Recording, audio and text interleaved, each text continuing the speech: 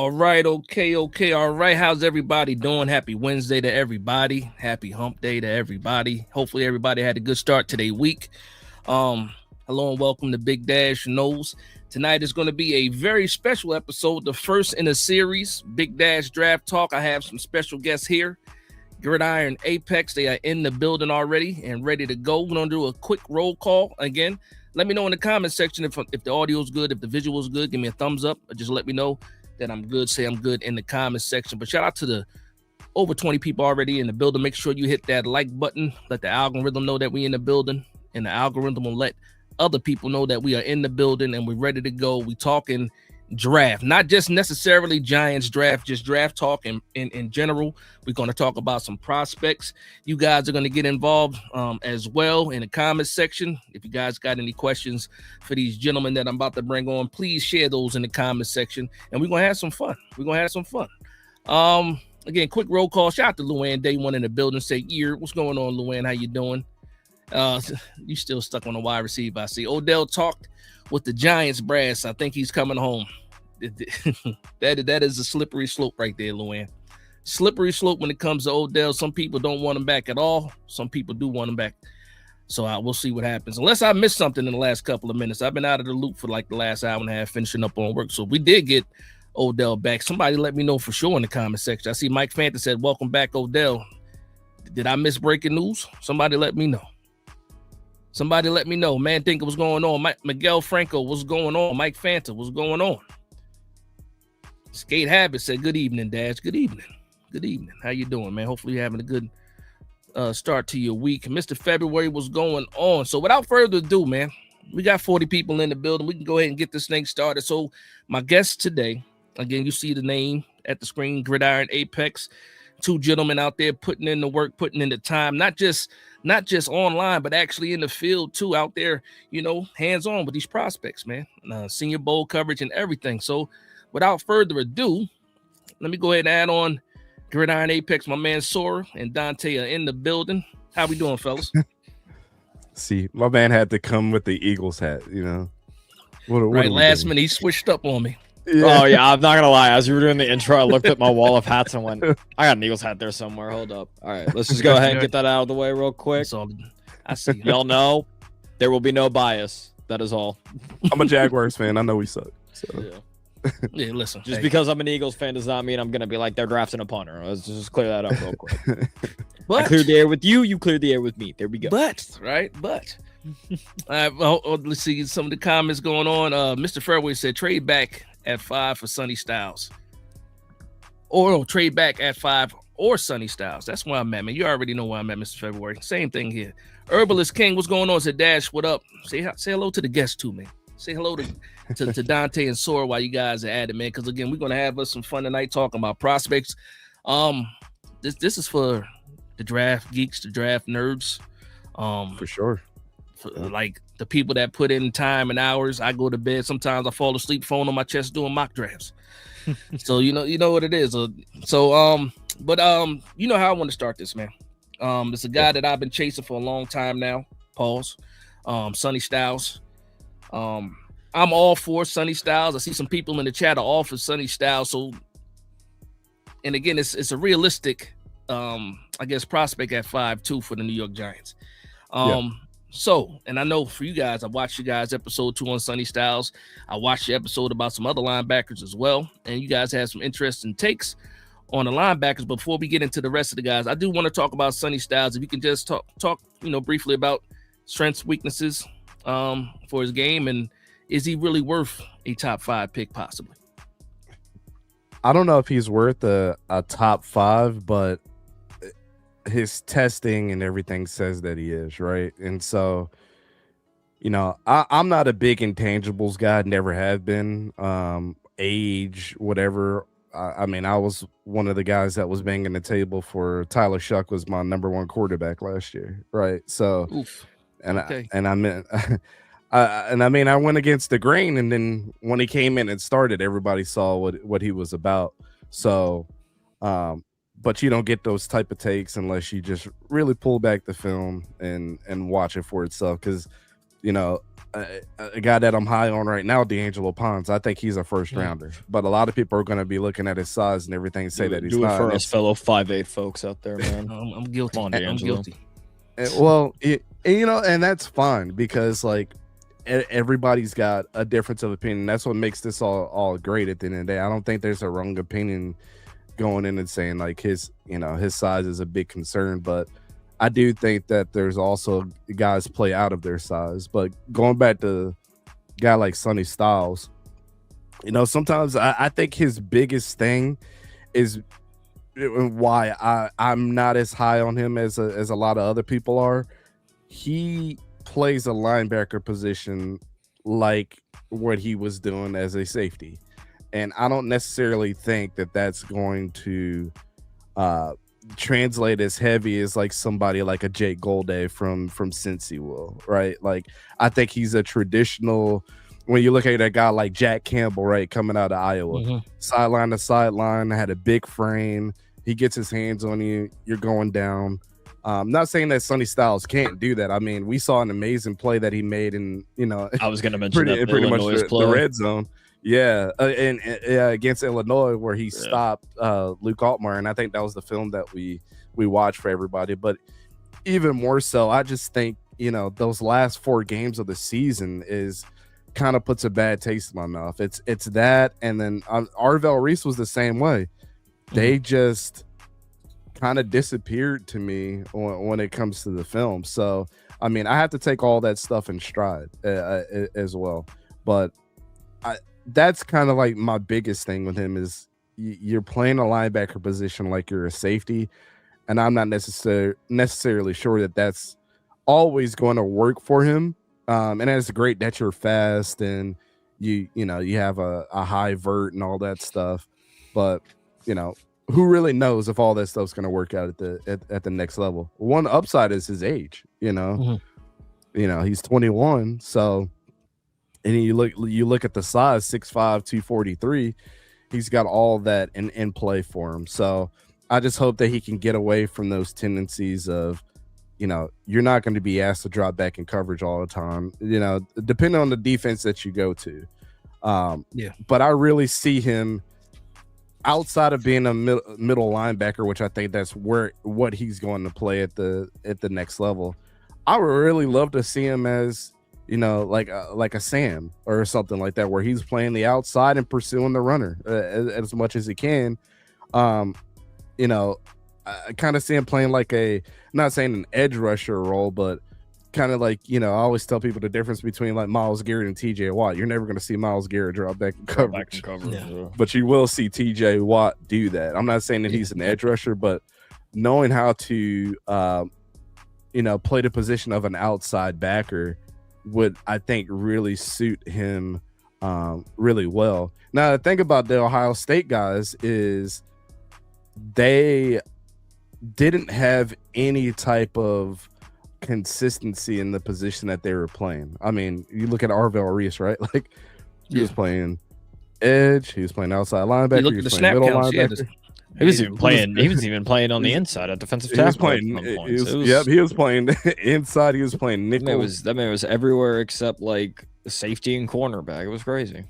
Yeah, and I'm not saying that Sonny should go back to playing safety. Like you're not going to shed that weight off at this point, and he's used to playing that at this point in time. But I just would love to see him as an outside linebacker. I think his high of his highs would be there at like a Sam versus like and a Mike. So yeah, I was going to ask you that because I don't believe that he's a Mike either, because he's not downhill at all. No. And also like you talked about his height and talked about his weight, and I don't necessarily think he plays at that weight. This not his style. Like you said, being able to shed blocks and stuff like that. I do like the aspect of being able to run and chase. One thing about the New York Giants with the defensive line, a lot of people say you get a linebacker, stop the run. A lot of that goes with the defensive tackles as well, being able to keep those guards from getting to the second level and getting to those linebackers. One thing I also noticed about Sonny Styles is a lot of it is athleticism, getting around blocks and stuff like that. So I'm glad you're talking about that, because again, I'm so high on Sonny Styles. I want somebody to bring me back down to earth. And I like the points that you brought. I think the biggest knock on him for me, and you probably saw this through the film study, and it's consistent, is as a middle linebacker, you have to be consistently playing inside the gap and not in engagements. The one guy that you always hear on my channel that I bring up, which I think is the gold standard of playing linebacker, is Edgerrin Cooper. Yeah. And that's why Sora's laughing, because that's who I compare everybody to now, and that's my baseline. Edgerrin Cooper was so good at avoiding just getting hands put on him by an offensive lineman or anybody, a tight end, and he was able to navigate the line of scrimmage and then just fit inside of a gap or fit on the outside and get after guys. I don't necessarily see Sonny Styles doing that. And so you have to be able to play the gaps well. I'm not saying that he can't tackle well or plug a gap, but to do that at a consistent basis, again, is another reason why I think outside backer is probably better for him suited in the NFL. And I'm glad you explained it to it more of a Sam, not like an outside linebacker in a 3-4. He's not an edge rusher, but he's that weak side. Cool. Yep. That's what I played Sam in high school when I played, but it's in a 4-4 defense back in the day. I will say man. Sam is fun, man. It is, because you're asked to do so much as well. So yeah, and then one thing that I'll give, Sonny Styles for is we talked. We mentioned it briefly a little bit about the, crazy athleticism that he had at the combine, like the 43.5 vert. Part of it is also because I think it was Sean Clowney pointed it out that like, oh, he played safety, he could do everything. He also played basketball, which is something that doesn't get mentioned a lot, which is why you see the crazy, stuff like that with the vert. And one thing that I'll give him, especially over Arvell Reese, because we watched that Illinois game so many times, because it was both the Sonny Styles and the Arvell Reese film study. Is when Sonny Styles does go to engage, he can earn. I shouldn't say go to engage, but like he can deter. He doesn't always engage like Arvell Reese does. He knows when he needs to pull back. Like if he starts running, goes, oh, never mind. The running back's taking it outside, like past the edge. He's able to kind of dip down. Arvell Reese, you'll see, he'll just kind of throw his body at the offensive lineman. Yeah, so and that's one thing that I'll give Sonny Styles. Yeah. Let me ask you a question, because like it's universally known on our channel that like consistently we mock Caleb Downs going to you guys. Yeah. And here's the reason why, right? He's the best player in this draft, bar none, in my opinion. There's nobody that's more relentless than him. So wouldn't it be a 2-for-1 if you go and draft him, because he's just like having a linebacker all over the field? And that's kind of like why I always mock him to you guys, because it's like he pretty much takes care of two positions on his own, and he's in the middle of the field like everywhere.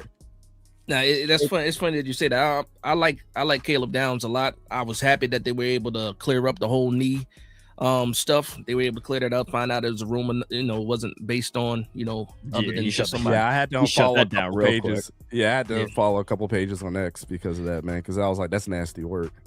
Yeah, but I like that you said that, because I forget what interview it was. Sonny Styles had mentioned he would like to play a role like Hamilton from Baltimore. And I'm in the way that I'm thinking about it, I'm like, I don't want you to play that role, but it might be a role that suits him. Yeah. Correct. Yeah. And it might be a role that suits him. But look, then we were big fans of Tyler Nubin, man. Like we hated Tyler. Like we hated this film. And we were just like, why is everybody so high on him? And now you guys are dealing with the Tyler Nubin experience where he's I'm glad just you brought so that up. Inconsistent. I'm glad you brought that up, because again, I might have watched. This was what, 2 years ago? Two years ago, right? Yeah, 2 years Nubin? ago. Yeah, 2 years ago. One thing about Nubin was, to me, and like again, it seems to me like he was like, it's as far as football IQ, like it was there. At some certain times, it seemed like he might have baited quarterbacks, to get some of those interceptions, because he seemed to be a ball hawk when he was out there. And it was again, I can't remember the game, but you would see him like kind of almost hide himself from the quarterback and then jump out and be able to make these plays like that. And then when we get into the league, the first year he played, a little bit closer to the line of scrimmage, and he was able to, affect the run game. But when he But outside of that, like even last year, taking bad angles, bad angles against the run, bad angles against the pass as well. And I'm sitting here like, well, where is that guy that I saw at times at Minnesota? And I'll tell you what happened, man. It was PJ Fleck. Like PJ Fleck, their head coach, came out, and I'll never forget this. He was like, there's some players that, and we know this from, watching college like all year long. There's just some players. I forgot who the most recent one was, or you might know who it is, but some coaches are just like, what's his role? And it's like, we just have him do whatever. CJ Allen. Oh, that's great. Yeah, CJ Allen now for Georgia. He didn't play the same way he played the previous year that he played this year. But going back to Tyler Nubin, I had saw that interview from PJ Fleck saying that, like, what's Tyler Nubin's role? Oh, he just does whatever he wants to. But you got to know, like, in the league, you got to play at your position. Like, it's and his tackling ability was the one that it always concerned me as well. Is like, can you come downhill and later pipe on somebody? Pause if necessary on that one. But you guys are good. I want to address this one question though, and Sora or Dante, you could take this one.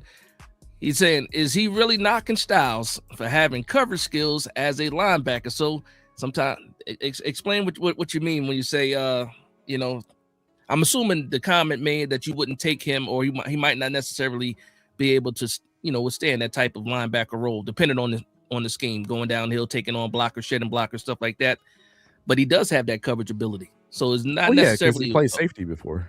Yeah, it's not a trade-off either. But hold on, let me get to the Keon. Shout out to Keon. I believe he's a new member in the last live, so I appreciate that.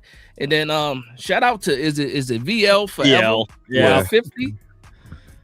My man came in to drop 20 BigDash Knows memberships. I appreciate that. Also, gifted 20 Gridiron Apex memberships. So there you go, man. Shout out to VL forever. My father right there, man. Yeah, bro. This man VL always does that. He'll just walk in, won't even say a word, and just be like, all right. Shout out to him, man. I appreciate the love and support. Make sure you hit the like button and subscribe. Yeah, I mean, go ahead. Yeah, the coverage thing. I mean, what I've seen from him on the film is like, okay, if I'm so focused on playing in coverage as a linebacker, that means you're going to be focused on just that and not other things consistently.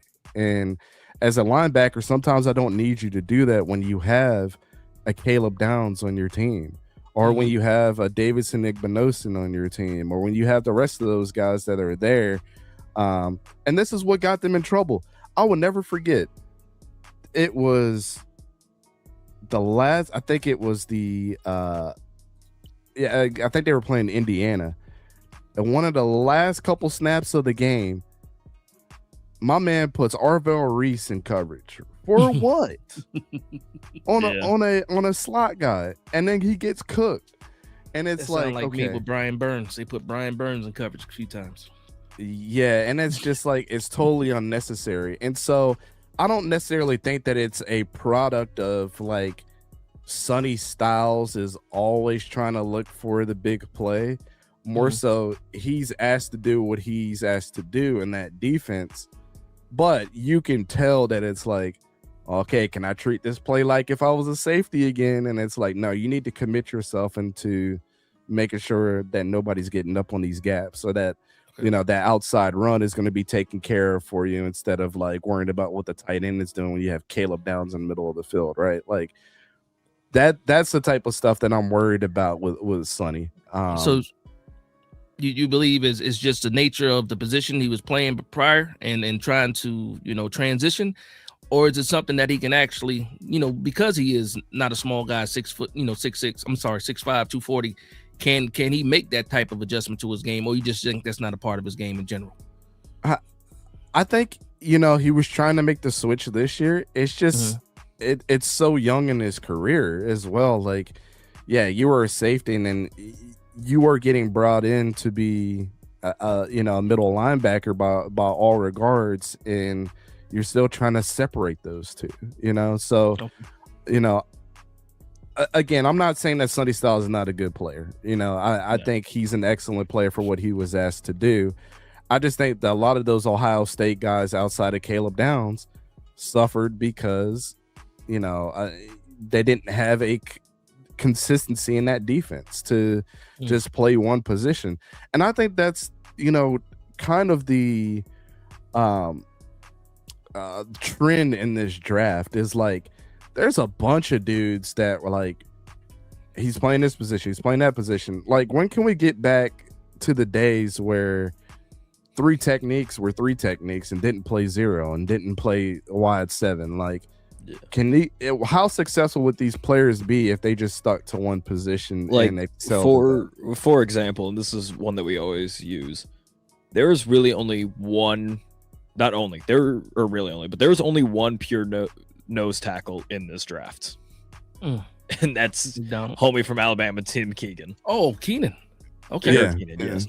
And it's kind of the thing. We're not saying that it's we're knocking on him for the coverage skills because of that, but it's first year at linebacker. It's kind of like you're still having to get the habit out of him of just the same knock that we have on Arvell. There's just too much.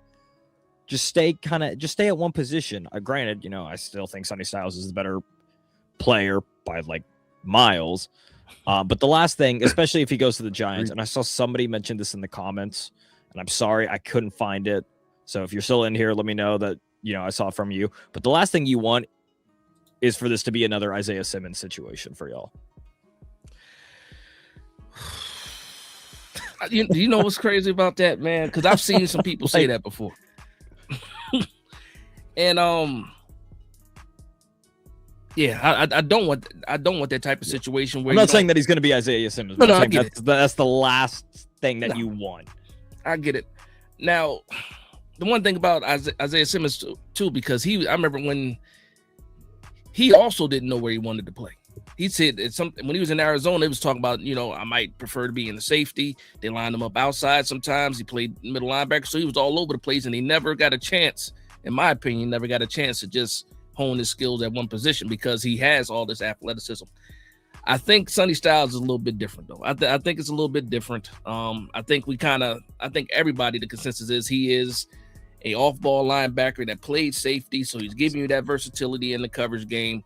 But at the end of the day, he is your off-ball linebacker. That's why I was disappointed when I heard when he said he wants to play in that Hamilton role. Again, it makes sense for his skill set, but for what the New York Giants need in the safety room, because we added some more safeties as well. Yeah. But especially with somebody that is still young, relatively like position-wise and also just age-wise. You don't want to like overflow them with a bunch of different, this was your first year at linebacker in college. Now you're going to the big boys league. Now you're going to the pros. So you're wanting to avoid overstimulating and being like, learn this for linebacker. Also, we're gonna have you do this because of your former background of safety. Don't be a Swiss Army knife. Stay at a Sam linebacker. That kind of makes me think of like when the New York Giants select offensive linemen. I'll bring up Joshua Zoodle as an example.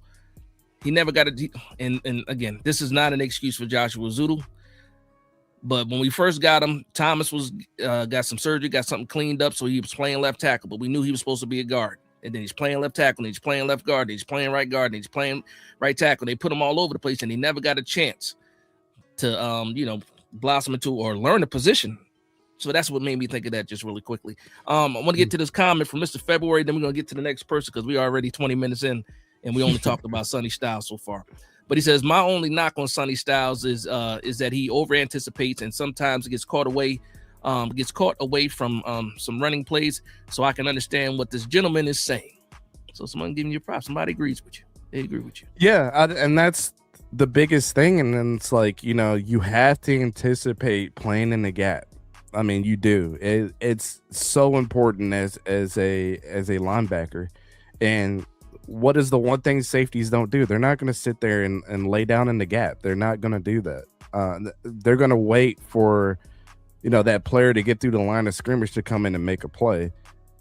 As a linebacker, you got to fit in there and help your guys out, especially like in a 3-4 or something like that, like which almost every team in the NFL plays.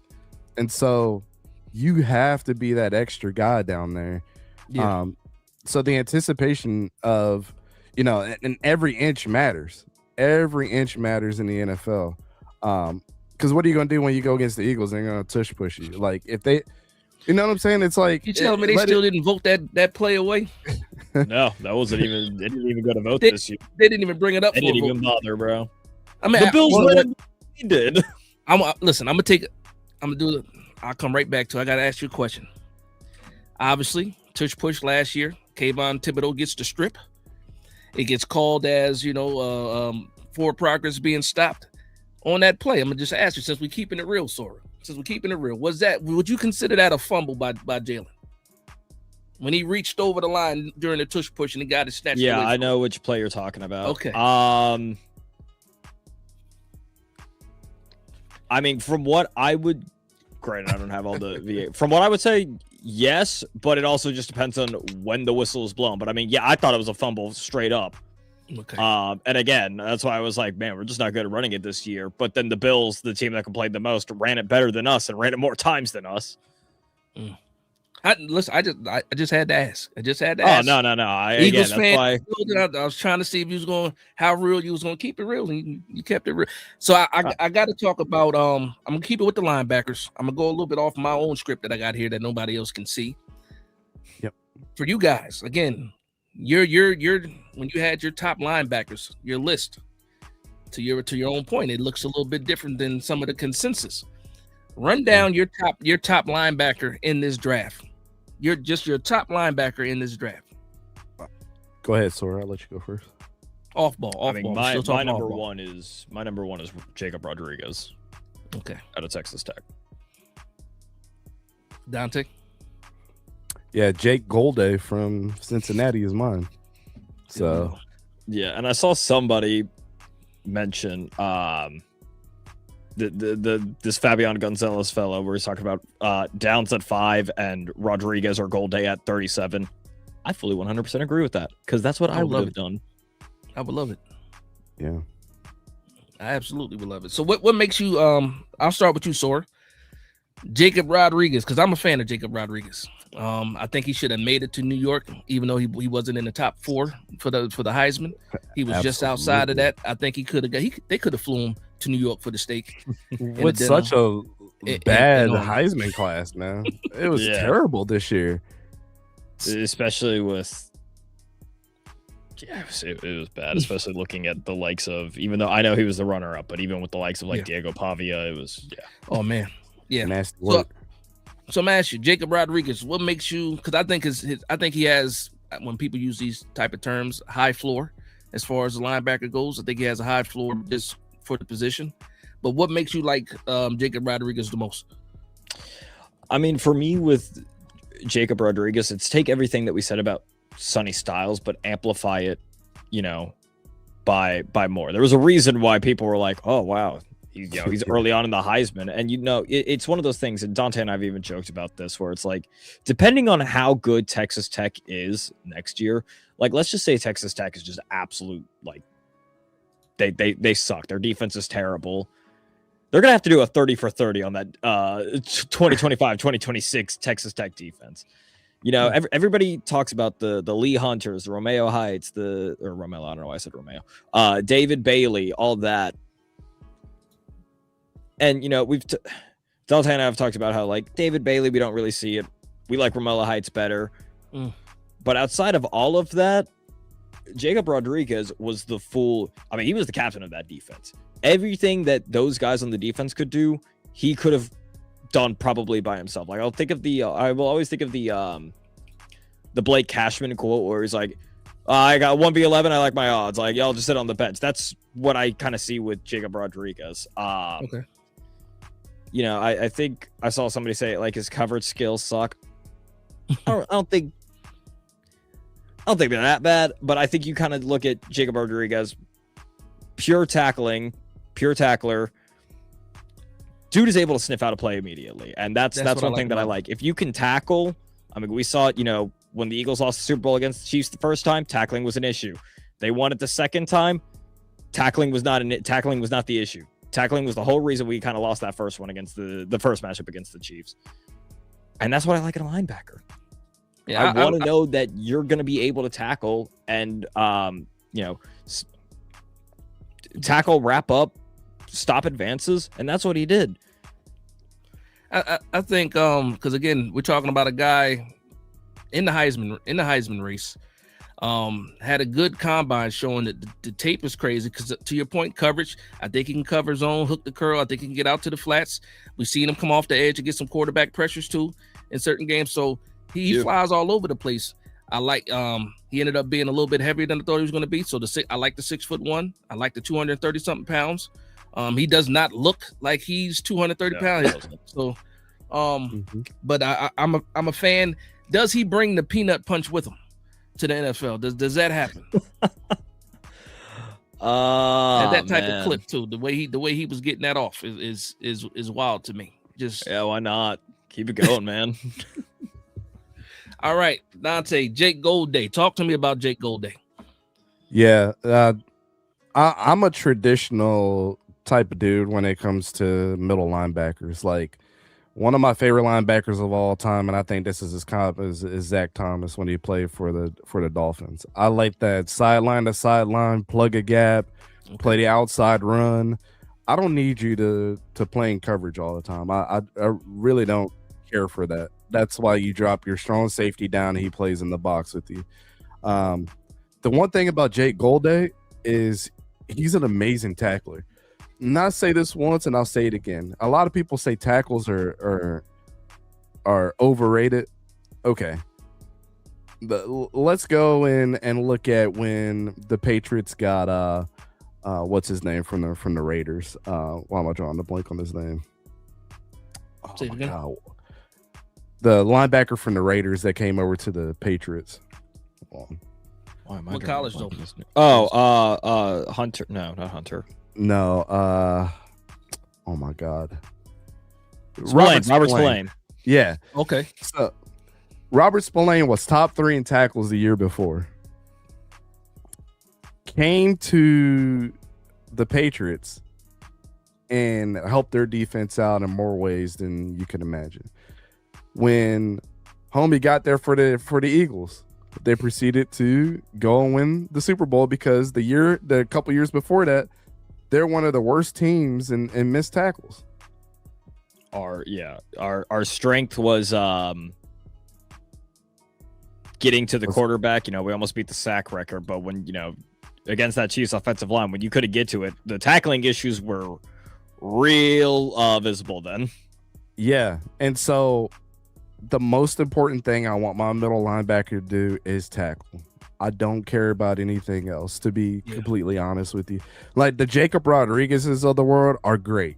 And I think causing turnovers, of course, we know the numbers favor turnovers in both, in football in general. Who had the most turnovers, at the end of the day is probably the team that's going to lose the game versus win. So with that being said, I mean, Jake Goldday is just an old school type linebacker. He's way faster on the film than what people give him credit for. He's a downhill guy too, which I love about him. It's almost like when he hones in on a running back, it seems like he's going to over pursue, and then just out of nowhere he grabs you with both arms and gets you down to the ground. So he's very smart when it comes to tackling angles as well. And then when we talk about his pursuit, as far as, running after tight ends or running after running backs that are able to take outside tosses, I think your pursuit angles are super important in the NFL. And this is why, like, guys like Nick Bolton, for example, Nick Bolton never gets talked about, ever, about how good he is. But everybody knows how good he is. We just don't talk about him in that light for whatever reason. And so when you look at the guy that is able to get those pursuit angles really, really fast and get their hands around guys and just come down with a tackle, that's Jake Goldday too. He's Nick Bolton. That's the comp? Is that the comp? We can stamp it, or we? Yeah, I mean, I like that comp. As a ceiling, of Nick possibly? Or you think his ceiling might be even higher than Nick Bolton? I think his ceiling is Nick Bolton. I think he I think that's where he fits in the NFL to me. Okay. Probably his floor is like a Paul Posluszny. Okay, wow. Okay, Penn State. Okay. Yeah. And I know Paul Posluszny was good too, but he had his downfalls as well. But I think that's Nick Bolton mixed with Paul Posluszny is Jake Golday to me for sure. No, I like it. I like it. Anthony Cherry says, why are people sleeping on Bryce Betcher from Oregon? We're gonna get to it. I got some other guys. I'm gonna talk about some people that might be later on in the draft. But Golday, consensus is he's a day 2, second round prospect or draft pick. Same thing for Jacob Rodriguez. They think he can possibly even sneak into the back half of the first round. I've been seeing some stuff like that too. You guys talked about Reese a little bit. I don't want to spend too much time on Reese. I got a question though. When it comes to Reese. Yeah. And you guys kind of talked about it earlier. The way he splits snaps, his alignment and stuff like that. At the next level, again, the projection is for him to be an edge rusher, full-time edge rusher. To me, I like him as an off-ball linebacker. It could just be my bias of wanting an off-ball linebacker for the Giants. But how do you see Reese for real as far as can he hold up as an everyday edge rusher, or is he more of that tweener hybrid type where it's passing situations? I mean, you can't draft him as high as you're going to draft him. He'd be a passing situation kind of guy. So what are your thoughts on Reese? I mean, I think he should play edge rusher full-time. I do. I think he has the frame to do it. And the times that we've seen him not having to move all around the field when he's just honing in on playing edge has been pretty spectacular. I'm just not again, this was his first full year of playing as a starter. Yeah. Mm-hmm. And so I have to look at that too. I'm not sure why everybody's so high on him, to be completely honest with you, outside of the fact that he looks very, very flashy. I mean, I have a couple scout buddies that feel the same way, that work in the NFL. But to say Reese is this year's Edgerrin Cooper 49ers draft zone, I'm not. I saw it pop word, up. bro. You struck a nerve for me on that one. I don't see that at all. Yeah. But yeah, Arvell Reese should definitely play edge to me. And consistently be there. Like if he's one of those guys, if it was like, dude, this is all you're gonna do is just rush the passer. I don't care about you doing nothing else. Maybe we might throw you in a couple stunts where you're stunting out at the 3-tech or something like that. But you are an edge. That's what you're gonna do. I like this comment super here. Successful. I just think it's funny what Greg T said. I want a linebacker that comes with that Boys in the Hood saxophone energy. I love that. Yep. I with Arvell, Vel Reese, my bad. Yeah.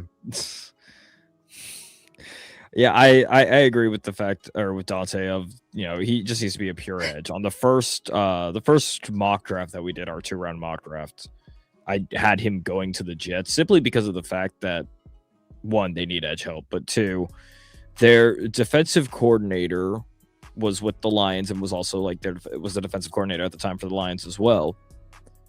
And he was there when the Lions drafted a certain Aiden Hutchinson at number 2. This is not me saying that Arvell Reese is going to be Aiden Hutchinson, but you saw kind of what the presence of an edge did for the Lions then.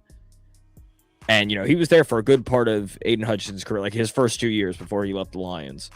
So now you're kind of hoping that he can do the same with Arvell Reese. Mm-hmm. They need a predominant edge. They're going to draft Arvell Reese more than likely, I feel like. But, if I'm the defensive coordinator, that's what I'm pitching to. You saw what I did with Aiden Hutchinson. Let me do this with Arvell Reese. We're going to keep him mainly at edge. Maybe a couple of times you may drop him as like a off-ball linebacker, but predominantly it's edge. Expand your arsenal, get after the quarterback. That's all I need you to do. Yep.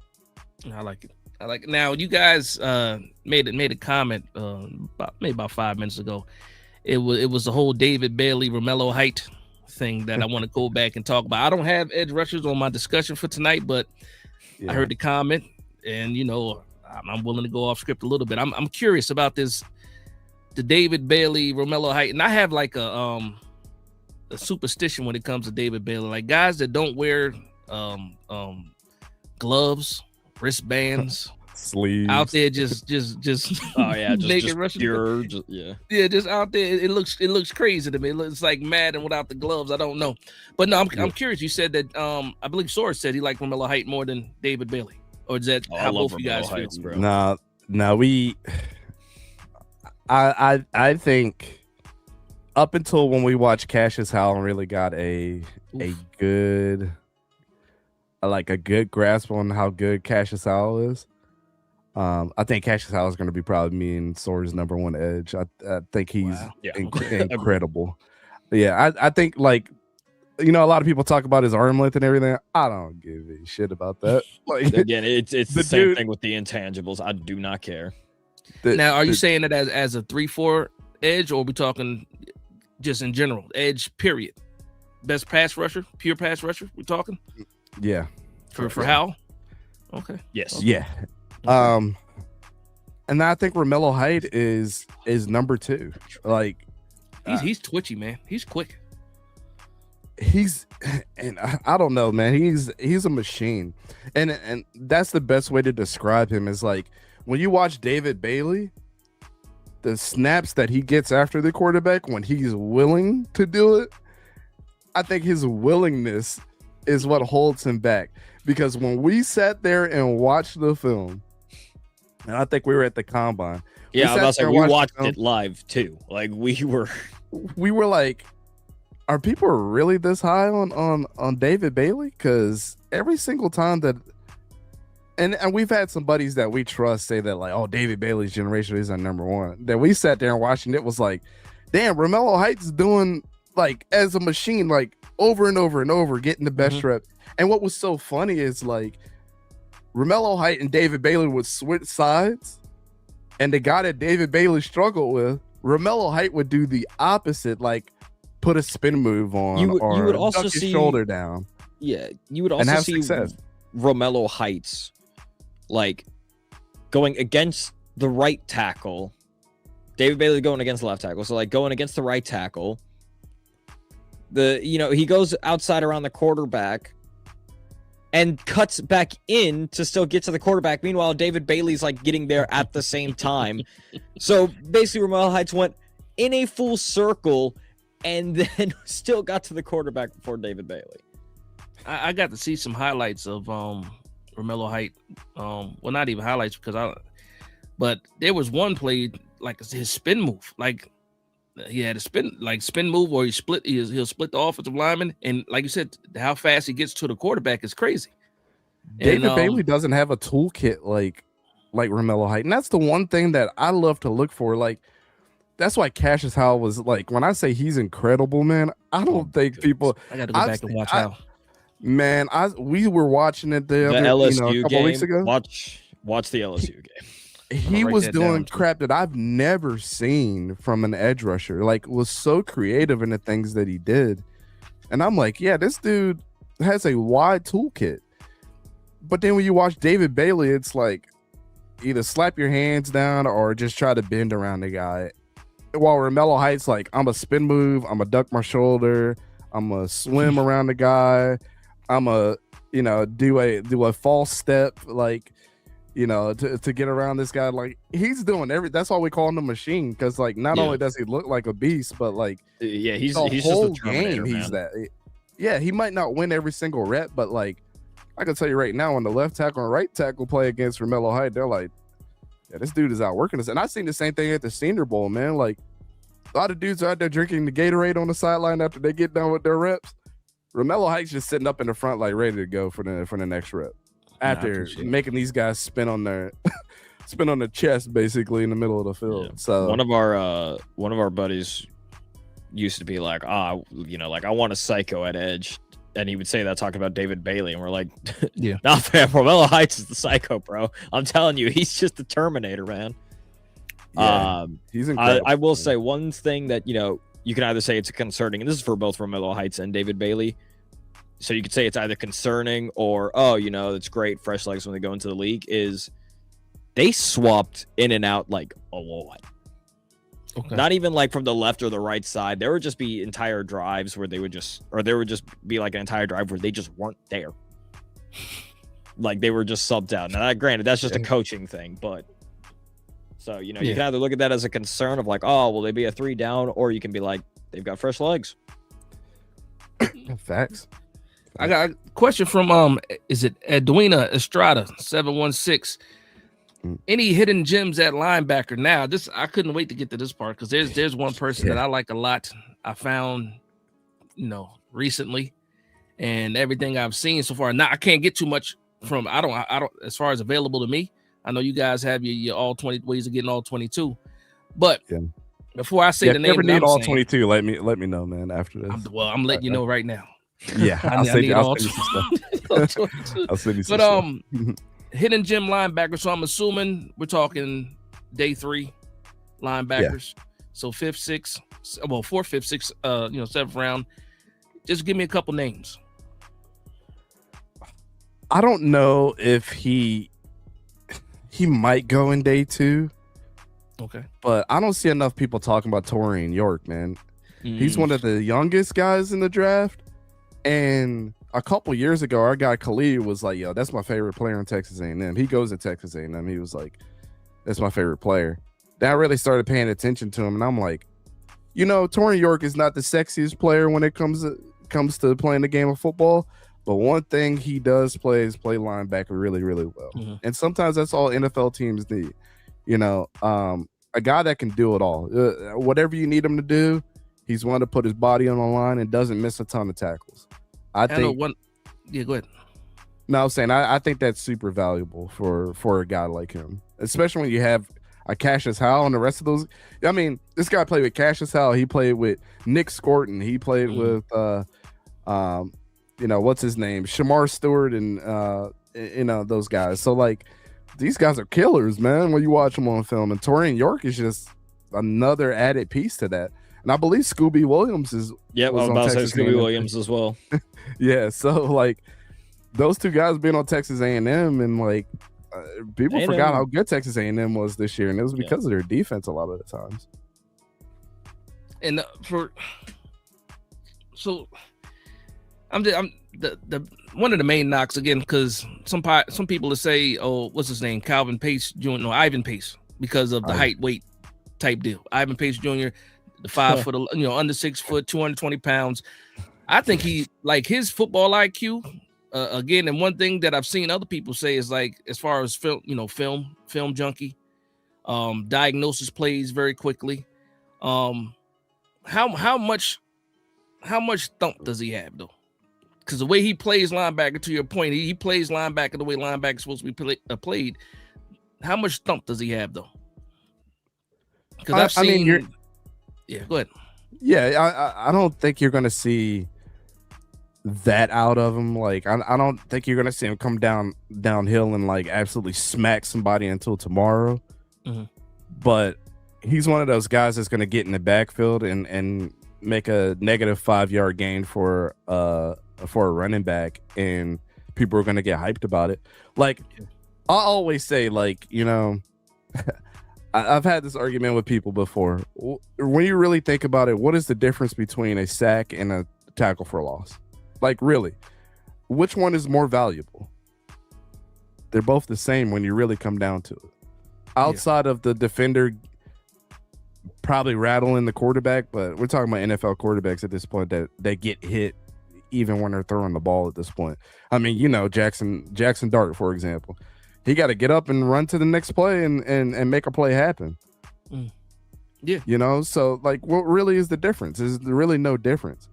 But he's the guy that's going to get a tackle for loss and help his team out. But he's not going to come down and thump somebody. But I don't think that's him. Because I saw again, I don't know if you guys are familiar with my thoughts of Jeremiah Love. Like, I think he's a fantastic talent as a running back. I think he is one of the top prospects. I don't want him for the Giants. And I was just watching some Jeremiah Love stuff, and one of the highlights was actually on Terrion York, where he couldn't get him down, to the end zone. And I was just, how much thump did he have? But that's on, like I said, that's only one play. Again, but I just was curious. That's why I asked that question. Sora. We've learned from Small Munden. Don't comment on if you've had a one bad play. Don't Yeah, exactly. Small Munden was in my DMs, bro. Last year, I posted some play. I think it was Jadarian Price last year that I don't even remember what running back we were. It was Jadarian Price. Did he end up being a UDFA? No, he went to Philly. Yeah, he ended Georgia, right? drafted. Georgia. Yeah. Small Munden. He went to Philly in the 5th round. I showed a play of Jadarian Price like running him over, and it was more so giving praise to Jadarian Price last year than like talking about. And he was like, "Wow, that's the only play you wanted to show, huh?" I'm like, dude, I love the type of player that you are, but like, you gotta call a ball, strike a strike on that one, man. Jadarian Price had your number on that play. Yeah, man. It was just like, y'all forget that these players are human beings too, and they all have egos as well. Oh, absolutely.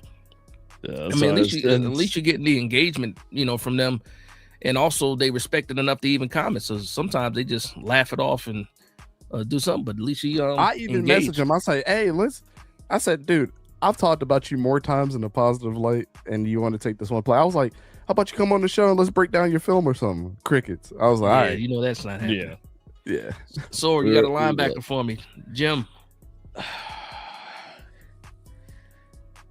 It could be just somebody not being talked about enough in your opinion. I mean, I don't remember who said it, but I know Bryce Botcher out of Oregon. Somebody had mentioned that. I do agree with that because even at the combine I saw him and we were talking a little bit about him because I didn't know much about him. But the one that I think is going to be really good, mainly because of the injury that he had, that's going to be kind of a sneaky pick, is going to be Deontay Lawson out of Alabama. Oh, yeah. Okay. I know we've talked about, I think even Torque, which is not in there now, but one of our main guys that shows up kind of asked about him, talked. He was a promising linebacker. There were talks of him being 1st round before that ACL tear. So, I think you kind of look at his productions from, last season and what he had to Nick Saban or when Nick Saban was still coaching, kind of building up to him. I think the prospect is there. I think he is just a raw linebacker that just needs to be polished up a little bit. I think that's kind of the thumper that you're looking at. So, the knock that we had on, or I say that we had on York, but like, the questions of being a thumper or not, I don't think you really have to worry about that with Deontay Lawson. I think you just have to kind of still shake off some of the rust from that ACL tear. Okay. Lawson is on the same level as CJ Allen, low key. You know what? I'm glad somebody brought that up though, because I want to talk about thumpers. CJ Allen is a thumper. Yeah. And then I want to talk about Josiah Trotter a little bit too.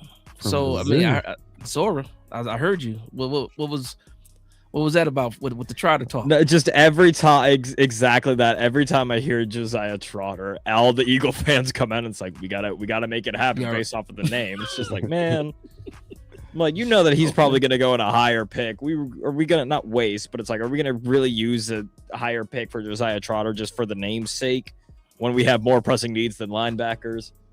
Damn. That's what this is not me saying that Josiah Trotter is not a good linebacker.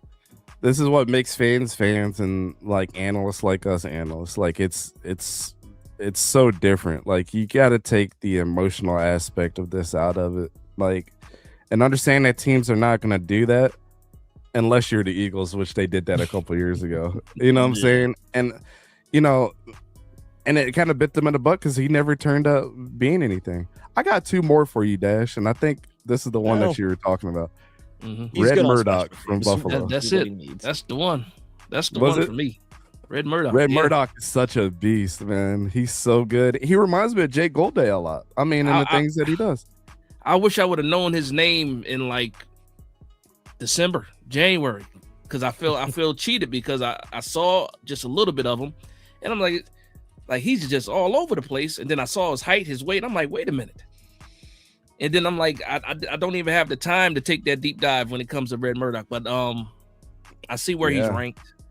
I think he's one of those guys that can stick on the team, but whether it starts at special teams, back of the draft, most likely, 6th round, not necessarily the back of the draft. But I think he's talented. I think he's one of those names that we might hear about. Might not be next year, but we definitely got a chance of being somebody. He's just, to me, instinct. And again, I have not seen much. I have not seen.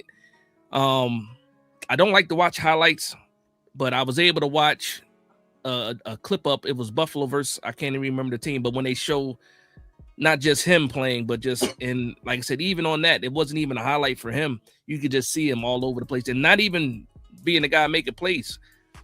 Stack and shedding blockers, and just people just moving people out of the way and being right there. And whether it's in the backfield where he's chasing down running backs, I'm like, man, this guy's all over the place. I also didn't get a chance to talk about Kyle Lewis. Shout out to Jersey.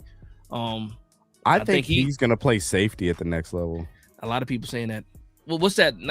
He was amazing at the Senior Bowl, man. He was probably the best player out there. And usually year to year when we're there, it's usually a receiver that sticks out.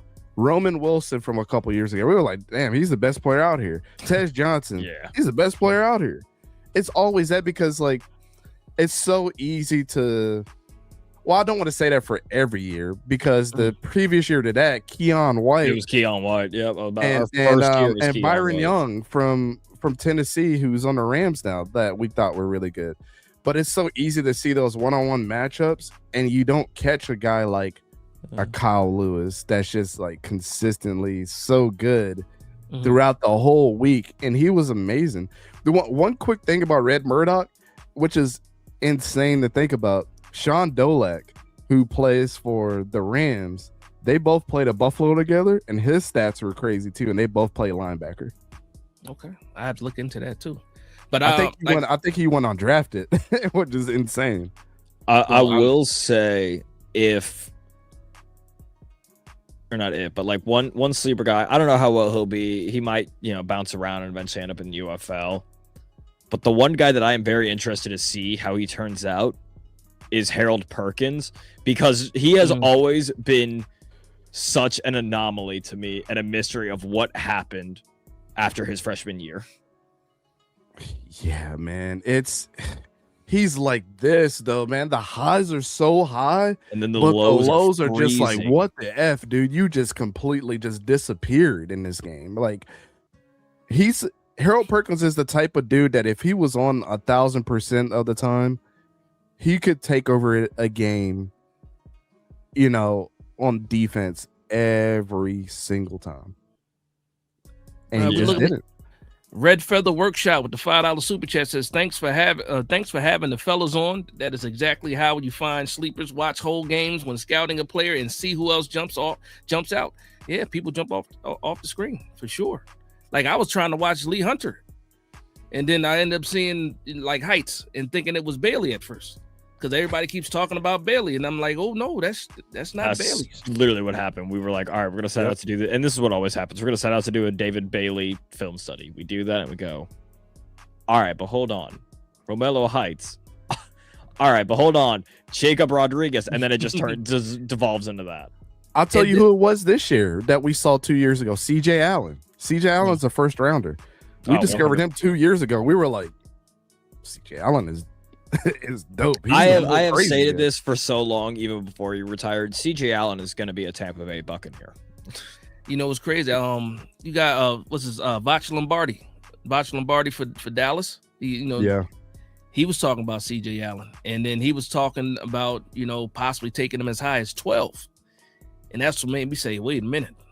Let me look into CJ Allen a little bit, but no, he's aggressive, old school, downhill thumper. Another guy that at his pro day, everybody was like, he looks slow, but I don't care about that. When was the film not important? Let's be honest here. I'm not looking for CJ Allen as a linebacker to turn his hips as well as Caleb Downs. When they made it all about the combine, it. When they made it all about the combine, and then when they made it popular, broadcast it, and it becomes the underwear Olympics when guys like Zach Wilson and Anthony Richardson are out there hitting the roof of the ceiling, that's when it became all about the combine and all about the fun athleticism and all that. Yeah. How well has it gone for Zach Wilson and Anthony Richardson? And I'm a Florida guy. You can see the hat right there. I have the AR-15 hoodie in there.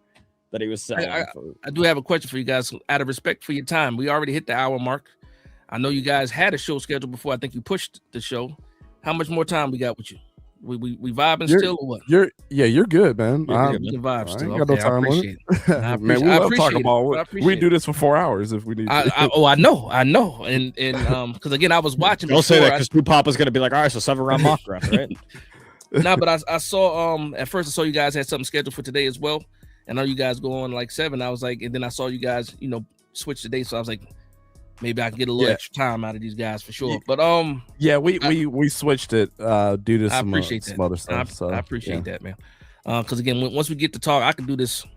I hate to say I could do this all day, but shout out to Captain America. But I want to switch. We talked about linebackers. I do want to talk about the defensive tackles a little bit too. Yeah. So I'm a Lee Hunter fan, right? I'm a Lee Hunter fan. I understand he has some limitations. But I call him, Barbecue Pitmaster. That's my nickname for Lee Hunter. He's Barbecue Pitmaster just because how he's shaped. Vince Wilfork Jr. Yeah, exactly. What right? They calling him the fridge, and he was like, I don't know who that is. So, and you guys, before the show, you guys, the Banks discussion too. Wanted to get into that a little bit. Yep. So as far as these defensive tackles, because for the New York Giants fans, we see pick 37 as a sweet spot for whoever might be left as far as the defensive tackles. We possibly Christian Miller falls to 37. We've seen mock drafts now where Peter Woods can possibly even fall, but I don't know if Peter Woods is a run stuffer more than a pass rusher when it comes to the defensive tackle. So yeah. There it is. But you had something you want to say about Banks. Again, Banks coming off, the injured foot injury and stuff like that. But we already know as far he's still at the top of a lot of people's list for a reason. So as far as defensive tackles go, if you just want to do first round defensive tackles, just some names of people you can see going in the first round as far as defensive tackles go. Yeah, real quick, deal. I see Xavier Watts' name. I have to comment back. I want you to know I saw that and I immediately went, oh, well, Dante's got this. Yeah, that was our guy, man, last year. And we absolutely had him having a high production year like he had with the Falcons, man. It was all those guys that got drafted there. We knew, and I don't even want to talk about James Pierce right now, man. I'm so disappointed in that dude. Yeah, we don't. But Xavier Watts was absolutely one of our guys. I wouldn't compare him to Caleb Downs, though. I think Xavier Watts is more of a ball hawk than to tell you how high Dante was on Xavier Watts. I was high on Xavier Watts too, but that was Dante's boy. He had him like in preseason Heisman, like top 4. Yeah, I did. I did. You got a question about Xavier Watts, man? Ask Dante, bro. But for the DTs, let's get into the Caleb Banks thing real quick. So we're really good friends with Caleb, and one of the things that it's unfortunate that he hurt that same foot. What he was telling me was like, they send out certain amount of cleats with the guys, and the cleats that he was wearing at the combine were a little bit too small for his foot, which is fine because if anybody's played football, you usually wear like a half size closer to or a half size down from what your actual foot size is. You want that cleat as as tight as possible on your foot. If you didn't do that, I'm sorry for all the years that you went without knowing that, but but he likes his cleats a little bit more loose, and so when Florida sent out his cleats there, those are the ones he had to work with. Mind you, he did play, what was it, 3 or 4 games? So it was only 3 games. Okay, so but he broke his foot before the season started, then ended up playing those 3 games at the end of the year. He played against LSU and then the last 2 games of the season. Keep in mind, LSU was week 3. Yeah, and so he broke the 4th metatarsal on his right foot, I believe, is the same foot that he broke. But in the DMs, he's like, dude, everybody's blowing this up to like it's something, and it's literally a fracture. I'm not doing any workouts, putting any pressure on it. This thing's going to heal up by the time I'm in training camp. And he literally said from his own words that people are going to miss out on drafting me because of this, and I'm going to make people pay. Sound good to me. Skippy. Sound good to me. I think he's a beast, man. He's freaking monster is what he is. Just off the height and weight is one thing, and then when you actually see him play, it's just like, wait a minute. I think what's in the water? When you look at the likes of, let's go back to the 2024 season when Florida won like the last 5 games, 2 of them against like ranked LSU and Ole Miss. The 2 main guys responsible for that definitely was not Billy Napier. But the 2 main guys responsible for that was Cam Jackson and Caleb Banks. Those 2 together at defensive tackles are what, started rising our defense back into the top position that it was. Like everybody was eating, George Gums Jr., who's in this draft, Tyreek Sapp, who's in this draft. Like everybody on the defensive line was able to create, havoc. And, the linebackers and safeties, they all looked really good. And it all started with Caleb Banks and Cam Jackson. Cam Jackson sat out for the bowl game against Tulane, and Caleb Banks was just the main wrecking ball to win that bowl game. When we watched this film, one of the things that I said was like, I have you projected going in the second round because of, I think the other positions in this draft are probably going to value somebody like, a Caden McDonald who's more so a nose or guys like that. But I said in the Dante rankings, I have you as the number 1 DT. Yeah, and it's just so 100. Funny that this was in January, or it was either December or January. And then now the talks before he broke his foot was like he was the number 1 guy before he broke his foot. I'm like, it's funny how that stuff works out, but I would absolutely agree with the consensus that before his broken foot, he was the number 1 guy. I mean, he's dominant everywhere. And again, like I told you before, this draft is full of guys that we haven't seen at the same position to have that consistency. I would love to see Caleb play 4-eye and just wreak havoc his whole career. Good Lord. Instead of having to switch. But the thing is like, he could play 0, he could play 3-tech, he could play 4-eye, wide 7. Like, we've even seen like drop back and as an extra middle linebacker at some points, and I'm like, what the hell is going on? I remember watching that live, and I went, what the fuck are we doing? But he's dominant everywhere, man, and he's a unique talent. And the other thing I can't say about Caleb, and I try to keep the personal stuff out of this, but like Caleb is a genuinely nice dude. Like, loves to play football. Like versus somebody like Darrell Jackson Jr. from Florida State. Darrell Jackson Jr. is like a serial killer. Like, I ain't got time to be joking with you. Caleb Banks is the feel good, make everybody on the defensive line feel good. I'm here to crack some jokes, but when it's time to get down there and cause havoc, I'm gonna do that.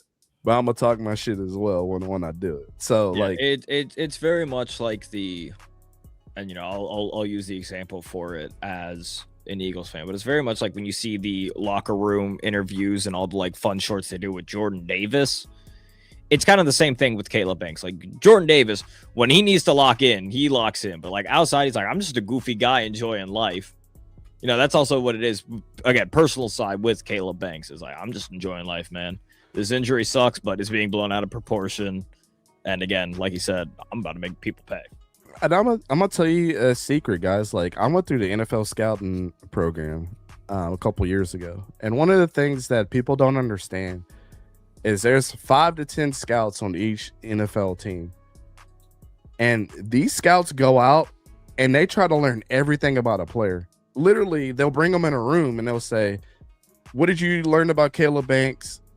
What's his grandma's name?" Like, who cares? But like, the personal side does matter to a lot of teams and how these guys are going to fit in. So it's just as important of how many sacks that the dude got. And it's just the truth, because one thing we can't kid ourselves for, we love the game of football and we want this to be the best sport in the world, right? But when you get, this is why we like college more than the NFL in a lot of different ways. When you draft a guy, it also comes with how many jerseys are we going to sell too? Like, how marketable is this guy? Some teams don't care about that. And you guys got John Harbaugh. He don't care about that type stuff. He's going to draft the right guy. That's just how he is. But And I can't necessarily say that the same way about Mike McCarthy. He's gonna go with the guy that might help sell tickets for the, you know, or sell jerseys for the team. But those are the type of stuff that gets asked, man. Like, you know, how's his personality? Where'd he go to high school? How's his hometown? Beyond the football stuff, they really want to know about these players. Well, sometimes you got to ask those questions too, because you got prospects like Xavier Harris from Ole Miss who got some off the field issues going on, and you really got to take a deep dive into what's going on, what type of family structure they have, what type of atmosphere they're around, and things like that. So I could see it, but I'm glad to know that, because I didn't know that you were part of that program there. But I mean, good luck with that too, man. If that's the career path you want to go, for sure. I'm that's fully it. set in my career. I usually do things like that. Like, I just wanted to learn more, right? Like, I ended up I was an offensive coordinator at one point. I played football for a long time. My dad played collegiate. Like, you know, I know the game like the back of my hand. But if I continue to just think what I know is what I know, I will never advance myself. Because, like, one player that I was absolutely wrong about was Christian Gonzalez. I couldn't wrap my brain around why did people think this guy is so good. Even breaking down the film, I was like, I don't think he's that good. I think he's going to be a freaking bust. Like, I went into like guaranteeing that the dude was going to be a bust because I just didn't see it. I just saw a track star. That's all I saw. Okay. But going back to what I missed, that was one of the reasons why I wanted to join the scouting program too. It was like, what did I miss out on as far as corners? Because I'm good at quarterbacks are my thing. Like, always has been, always will be. If you don't get an opinion about anything else, I know quarterbacks. That's just my bread and butter.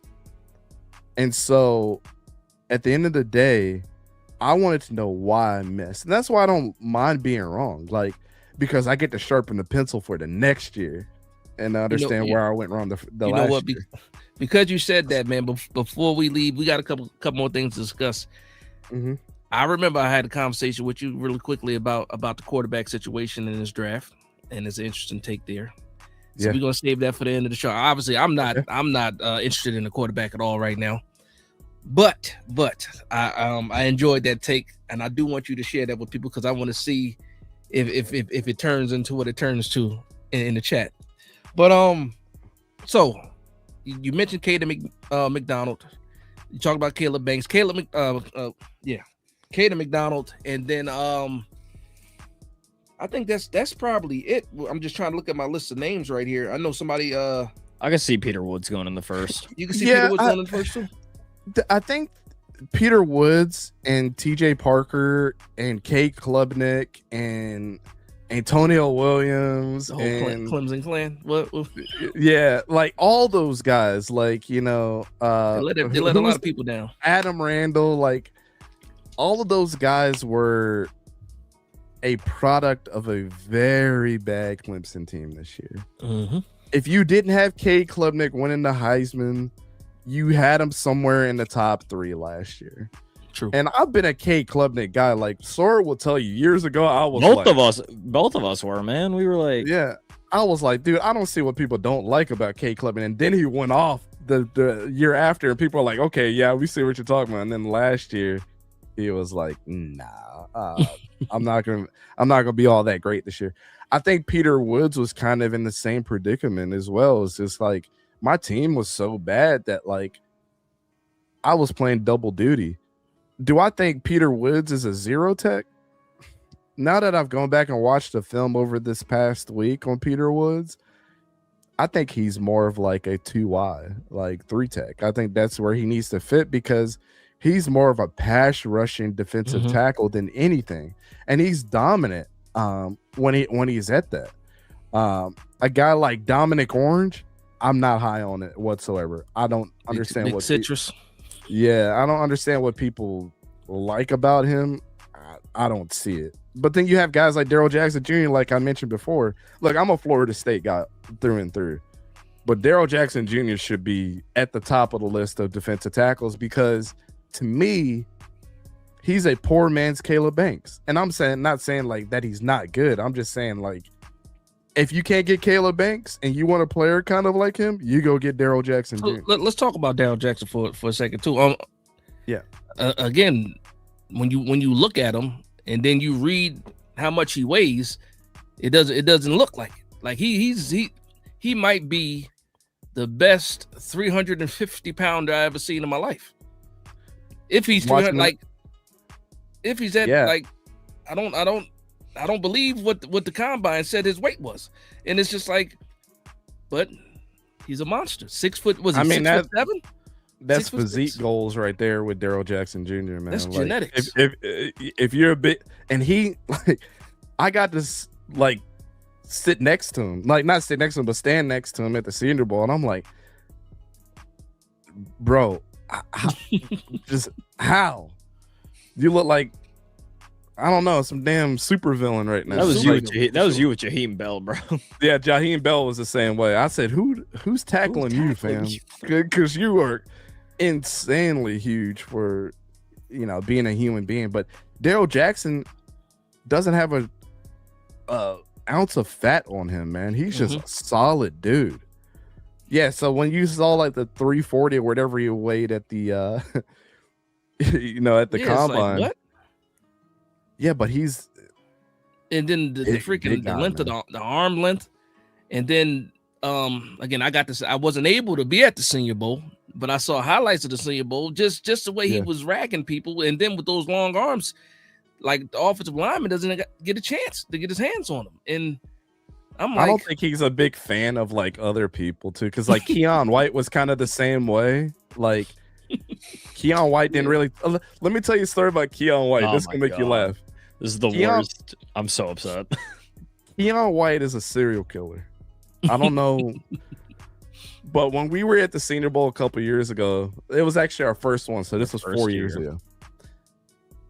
We saw him in practice and we were like, damn, Keon White from Georgia Tech. That dude is a beast. When we got to the third day where we're doing like all the interviews in the ballroom or whatever, he was in the back reading a book when all the other players are like mingling doing interviews. And then we didn't realize it at first. We were like, oh, that was Keon White that was back. Like he just read the book. Darrell Jackson Jr. is the same way. He's just like when he was on the sideline at the Senior Bowl, he didn't talk to nobody. Yeah.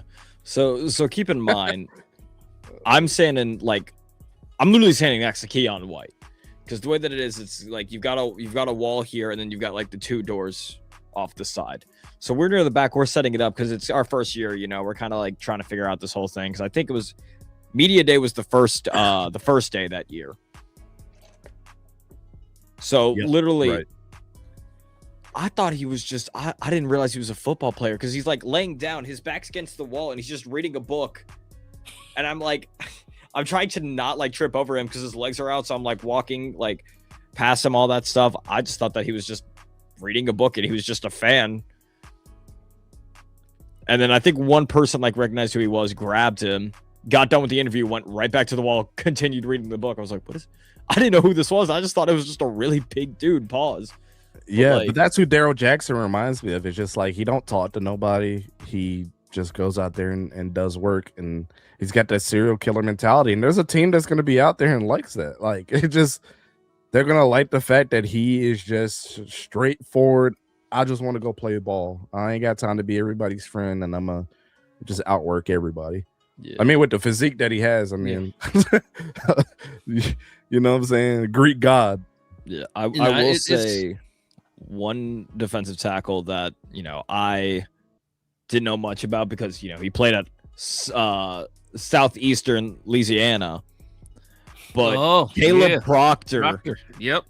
I saw him at the combine. I told Dante, I was like, I'm in love, bro. Pause. But like, I like the hands. I was like, I'm impressed by this man. Yeah, he's quick too. He's really good. Get off. Yeah. Also, I just want to let it be note, I was really thrown off by Man Dinga, or however you say his name. Yeah, man. Mentioning Willie Taggart in 2026. It threw me off a little bit, not gonna lie. Nah, man. He's a big Jameis Winston fan too. a guy that we didn't get to see a lot this year because he got hurt earlier in the season, but he was one of the big transfers. Talking about that, go ahead. I think Skylar Gilhoward. Yep. Texas Tech. Yep. And there's certain people I call like Kung Fu masters. That's my name for them. Kung Fu if they got good hands, I call them Kung Fu masters. I think the first person I called a Kung Fu master was Karlaftis a couple years back.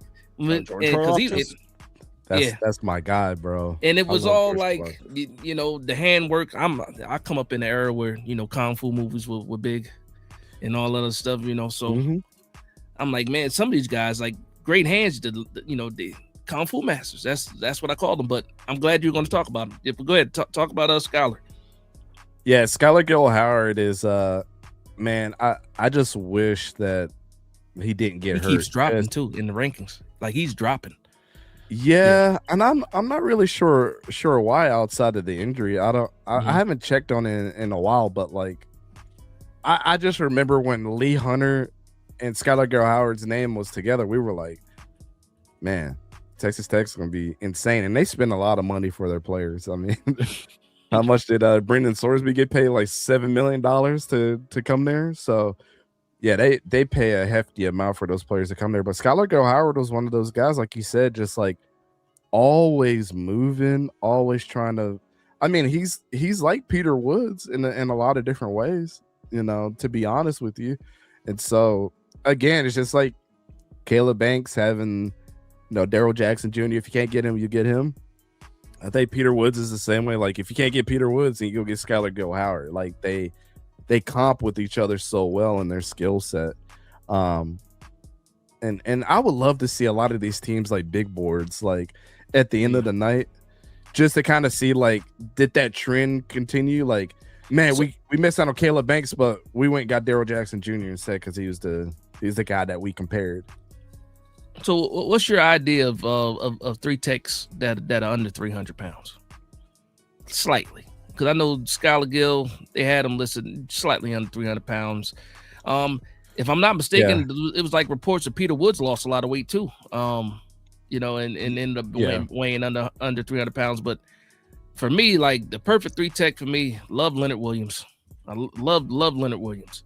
And I think the New York Giants have been chasing Leonard Williams since we let Leonard Williams go with that trade. So if I'm looking for that, because obviously we got Dexter Lawrence. I'm talking about the Giants for a little bit, right? All good. Dexter Lawrence, obviously, and then they move him around when they want to get creative. I like Darius Alexander. I think I'm hoping that he continues to develop. We saw him come on a little bit, had 4 sacks at the end of the season, so that's pretty good from what he was doing because he wasn't getting too much playing time in the beginning of the season. And I thought like he could possibly be. I thought he can possibly be in that role. Okay, and again, I'm chasing Leonard Williams, not calling him Leonard Williams, but looking for a player that can possibly be like a Leonard Williams because Leonard Williams disrupt everything. Good against the run, could get a little pass rush too. So if I'm looking for that type of three technique, and again for the New York Giants looking for that type of three technique to add to that defensive line group, who am I looking for? I don't care what round. Like just that three technique that is good with the pass, good in the pass rush, but is solid as a run defender. First one that comes to mind is Zane Durant from Penn State. Ooh, okay. I know he's a little undersized, but like sub 5. I think he's like 280, 290, something like that. But like he was another one of those guys at the Senior Bowl that's just like was consistently doing work in the inside at the three technique over and over and over. So he's going to be a gem for whoever gets him. And he's quick too. Like you said, like he's quick. He has a very thick frame for his size. And he's powerful up top too. And like even not up top, but down below, like, he's well put together. Yeah. He, one of those things that I think I always keep an eye out for is like how much grass when you put that cleat in the grass, how much grass comes out on the backside of that thing when you're rushing, right? And I think Zane Durant was kind of one of those ones that caught my eye. I'm like, dang, grass is always coming up, from his foot. But that just shows you how powerful that dude is. I mean, Byron Young was the same way out of Tennessee. Like, that's one thing I always notice is like the grass is screaming underneath his feet. Like, but I mean, it's the truth. Like, it shows the power that some of these guys have, regardless of what their size is. But I think he's like the perfect size for a 3 technique. Like, his height is small enough for him to get underneath guys, but his frame says like, I'm going to be able to push you back and get, pad level. How many times did we say it all the time? Like, pad level is the most important thing for a defensive lineman.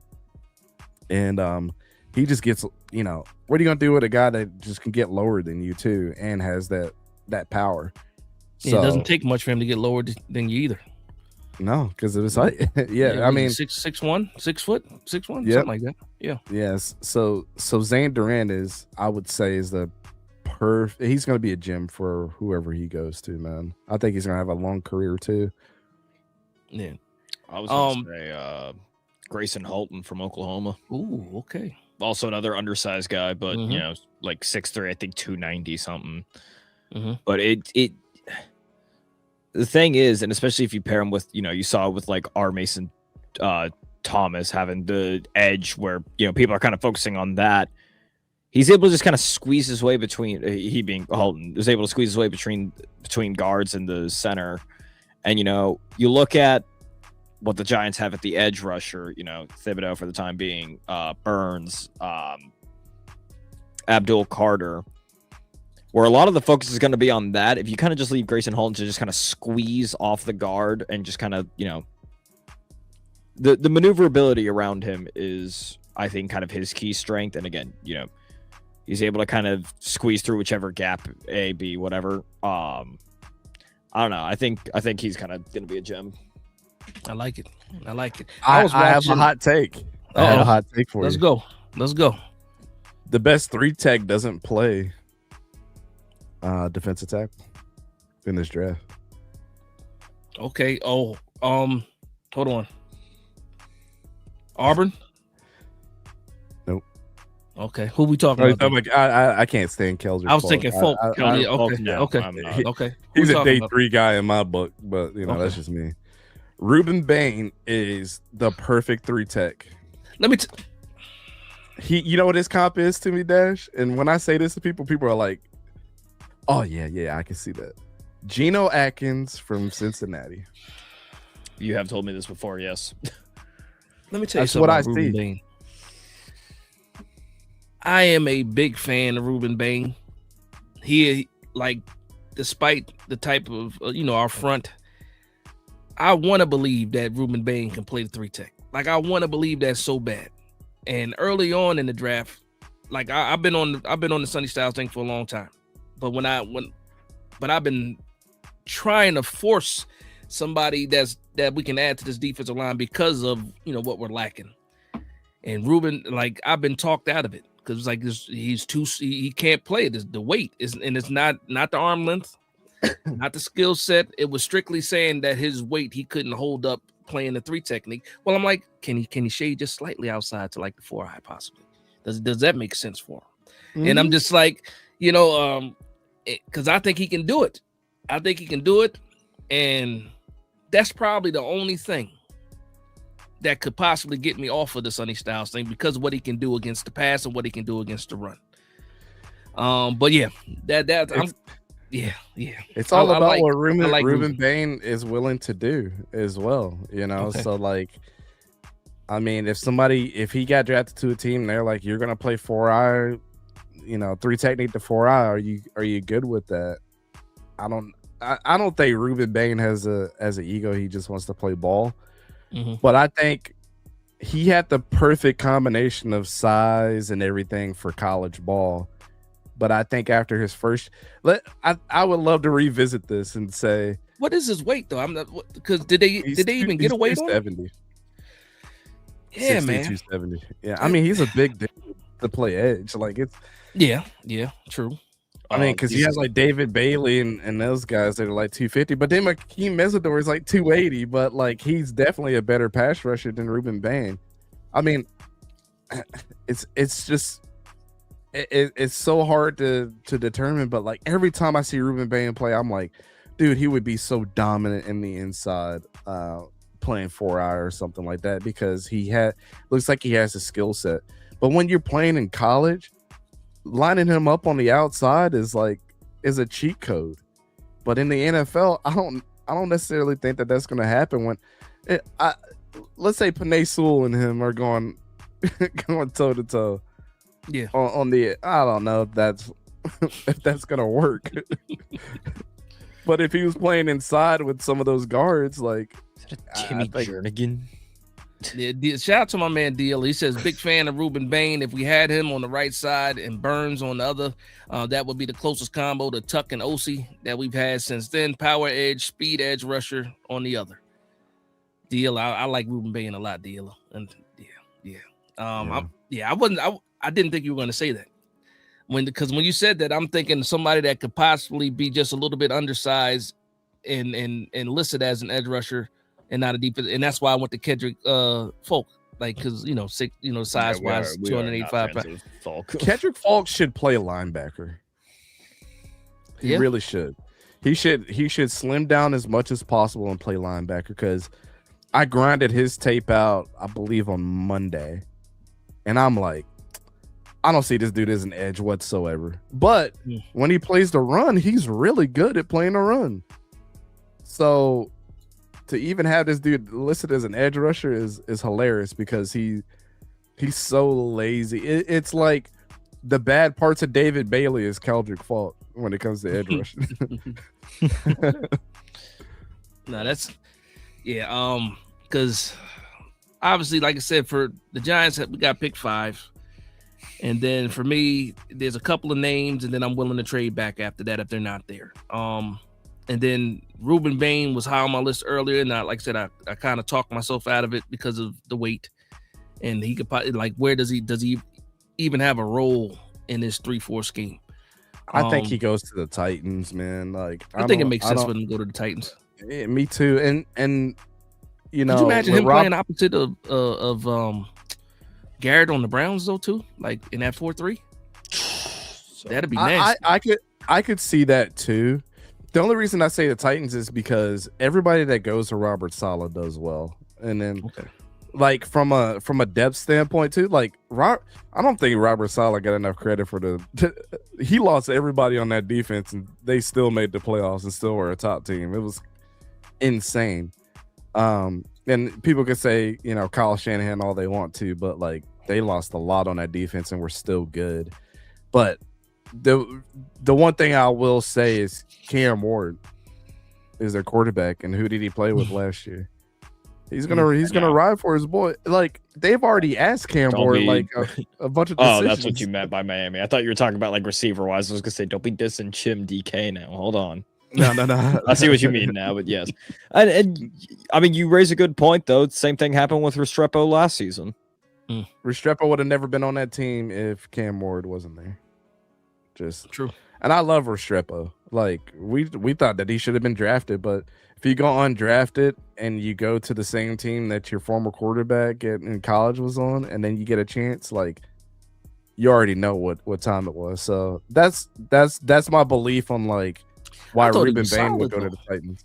I thought Restrepo was solid. I too was surprised when he didn't get drafted at all, because it was all over the place. Like, prior to the draft, they had him in a few different rounds. He goes, undrafted, but then when they finally picked him up as a UDFA, I'm like, I think he can make the squad as a slot, because I thought he was pretty shifty enough. He was a good route runner, because he wasn't the fastest, but he was solid and he was dependable. And I think the main thing that hurt him was playing hurt on his pro day. No, that 40 time, didn't he run like a 4.8 or something like that? I mean, was that slow? I thought it was like a 4.8. It was bad, but I think he was also hurt as well, which is okay. Yeah, I think it was like a 4.8 if I remember right, which is horrible for a receiver. It was a 4.76 and a 4.83. Good Lord. Yeah, that's not good. That's the reason why he didn't get drafted. Good Lord. But then when you blink, you couldn't even tell the difference between a 4.4 and a 4.8, which is hilarious. But yeah, the Ruben Bain thing. I like the idea of Ruben Bain. So because I'm gonna close this thing out too, man. I've enjoyed this time. I appreciate you guys. I shared the link in the chat, so hopefully you guys can go ahead and follow Gridiron Apex here. Again, fantastic content creators. They give you they put in all of the work. They give you all of the work when it comes to, breaking down these players.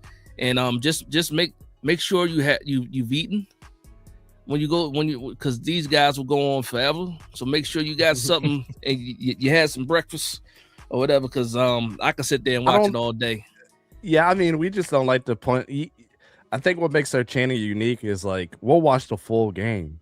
Because it's important. It's important. Like, yeah, I believe you go to a lot of other channels, they pick out like 5 or 6 plays, and then they're just like, yeah, this guy's good. But like, I think we're gonna talk about this, the Fernando Mendoza and Ty Simpson thing, right? Like, you guys have put on a couple of games sometimes too. Like, yeah. I mean, it's like, man, okay. If we want to, we'll put on a couple games if we got the time. But that's just how we are, man. Like, it's important to see, because like you should see positive things out of every single rep, because you could the one thing that is such a mystery with some people is when I say this and then until you break down the film you're like, oh, okay, I see it now. They could have a high stat game, like for a receiver, for example, can have a high stat game, and then they have a whole bunch of horrible things that they do throughout the game. Number one player that comes to mind, Marvin Harrison Jr. Oh boy.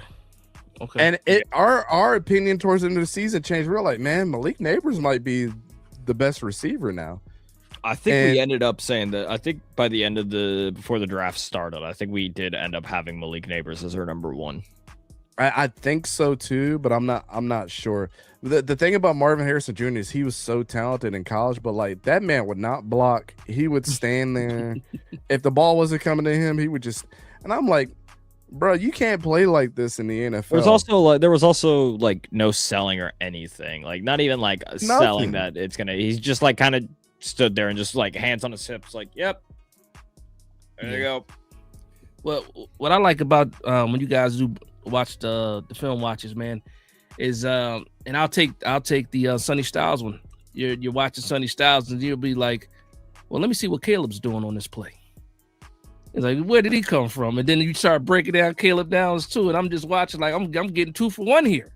Yeah, and then you be like, our film studies turn into that, where it's like we'll say, the Sonny Styles film study just turned to Caleb Downs film study real quick for a couple plays. A couple plays like, well, what was he? Where did he come from? And then he break down. I'm like, I'm here for it, dude. It got to the point and no matter what we did, like on any Ohio State defensive, like Arvell Reese, Sonny Styles, whatever, there would just be a time where we're like, hey, but also look who's in the play, and Caleb Downs is just always there. It's just even if it's like a damn, Sonny Styles made a great play, but also look who's right behind him, and it's just Caleb Banks. Like, yeah, this dude is just a shadow. Yeah. All right, for the comments section, we are going to be wrapping this thing up. So if you guys have any questions, go ahead and put it in the comment section now, and we'll see if we can get those answered. I want to go to Echo really quickly. And again, Echo, just so you know, these guys are draft guys. They're not Giants guys, but they know about all these teams, and they definitely know about these prospects. You see, we have a enemy in our presence. Listen, I said it was a fumble, all right? I did say it was a fumble. Nah, we cool. The season hasn't started yet. The season has not started yet. We are. It's still the off season. I could be invited on these shows. So, Echo's question was, can y'all rank players you think are the most likely to be our first pick? I'm too anxious for the draft. I need to know. I kind of got an idea, right? Yeah. And then my man Jonathan Pride in the building. As soon as you showed him that Philly hat, yeah, I was waiting for it. Calm down. I see that it wasn't there at the beginning. That's a soldier right there. Calm down. We ain't on that type of time today. We're not on that type of time today. But no, for the Giants at 5, and it's going to be, again, I know how you guys, I kind of have an idea, but the question is for you guys. Giants at 5. What do you see possibly realistically happening for the New York Giants at 5? I got without a trade back, no trade back. Just I got 4 different positions or 4 different players that I think could be your guy. I mean, personally, I think it's Caleb Downs all day for you guys. I think that, like we talked about earlier, the just like the situational awareness from that dude is so good that like it just takes care of your need at linebacker while you have a safety that's replacing some of your bad players. You know what I'm saying? Like, I think it's an easy 2-for-1 that you could go out there and get. I think, and here's the other players, like, if you're feeling froggy, maybe Arvell Reese drops to you guys and he might be there. Sonny Styles, of course, we talked about him. But I'm gonna throw a 2-for-1 in there. Not a 2-for-1, but I'll throw a Hail Mary in there. If you guys are really feeling froggy, and you're like, man, we want to go in there and we really like something about this kid and we want to give Jackson Dart another weapon, Carnell Tate. You wouldn't be far off. Luann loves Carnell Tate. Go ahead, Sor. Yeah, I think my personal pick that I think y'all are going to go with, I do think is going to be Sonny Styles. I think part of it is just you just lost Bobby Okereke. You kind of need linebackers. I've always believed in the philosophy of the start from the trenches, work your way back. I think part of that also is you draft him not out of fear, but you draft him to keep him away from Dallas as well. Because Dallas, I do think that is part of it. I mean, you look at granted it was a trade up right before y'all, but you look at the same thing with Devontae Smith. We don't want him going to a rival. I think it's going to be the same thing with Sonny Styles. I think you kind of I think that's part of the reason. I can agree with Caleb Downs exactly for the exact same reason. And then, or the exact same reason that Dante said. And then you look at like a Jacob Rodriguez at 37th, maybe another defensive lineman at 37th, or Jake Galday. I think either way, you could look at safety or linebacker as first pick, second pick. Mm-hmm. It's just more so, to me, it's what do you think there's going to be more of at 37th, linebackers or safeties? I mean, maybe like a David Bailey, how Dante was talking about Arvell Reese, maybe a David Bailey. We can't take David Bailey. We can't. Yeah. No, I agree, Bailey. But it's like, who really knows? My question for y'all is I've got 2. Because I've seen this mentioned in the chat a lot. So the first one I'm going to lead is, what is the general consensus for y'all if y'all get Mansour Delane? I mean, it just depends on who you're talking to. For me, I'm open to Mansour Delane, but he is down. I'll just say for me, it's Styles. Actually, I might have my notes out here too. Let's see if I have it still. One of my notes, I have it listed. No, it's not in here. I'm not mad at Mansour Delane at all. Because we do need cornerback depth. I think that Mansour Delane can come in and absolutely be the CB2 right away over Newsome, over Tay Banks. So I'm not mad at that at all. I know some people aren't as high on Mansour Delane, but to me, I like it. I'm not mad at it.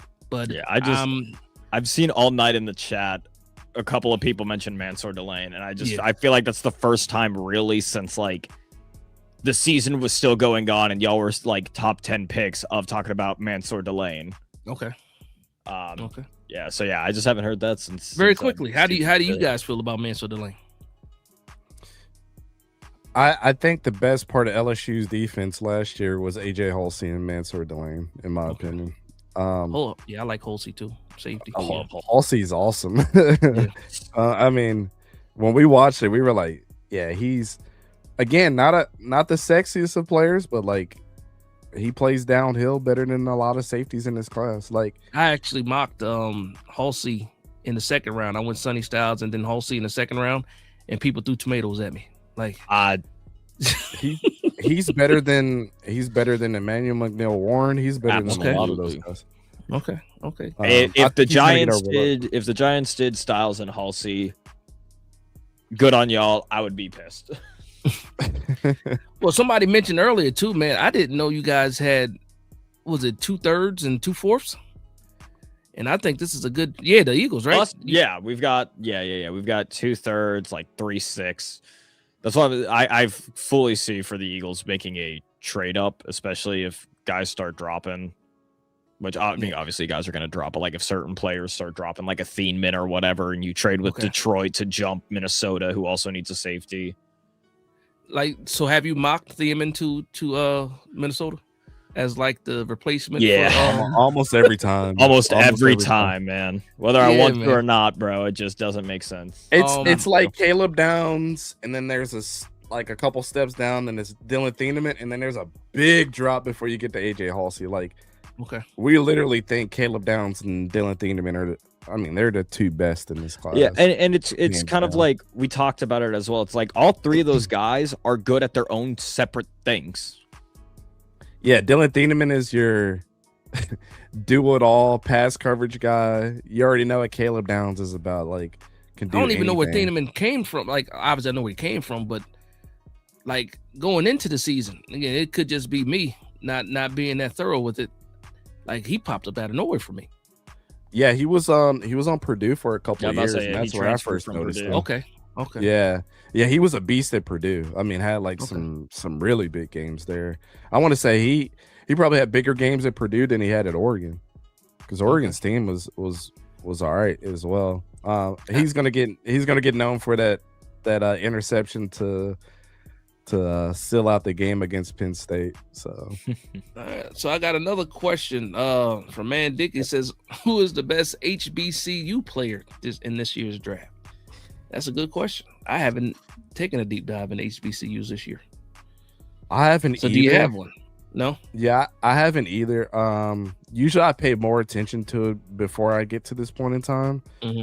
I just had a lot of stuff going on, but you got me to do a little bit of homework, because I usually know a couple before we get to this this stage. Now, my man Simeon, and I have not got a chance. There's a linebacker, Eric Hunter, Morgan State, I think it is, that he just raves about. I haven't got a chance to look at him. But that's what that's one name that pops up. But like I said, I haven't got a chance to do that. And also I want to do really, really quickly too. There's a couple things that I would like to talk about selfishly. Couple players. When we talked about defensive tackles, and I do have two questions. I want to ask you about Ioane, and then also Maui Noah before we get out of here too. But defensive tackle from Texas, played at Purdue for a little bit, Cole Brevard.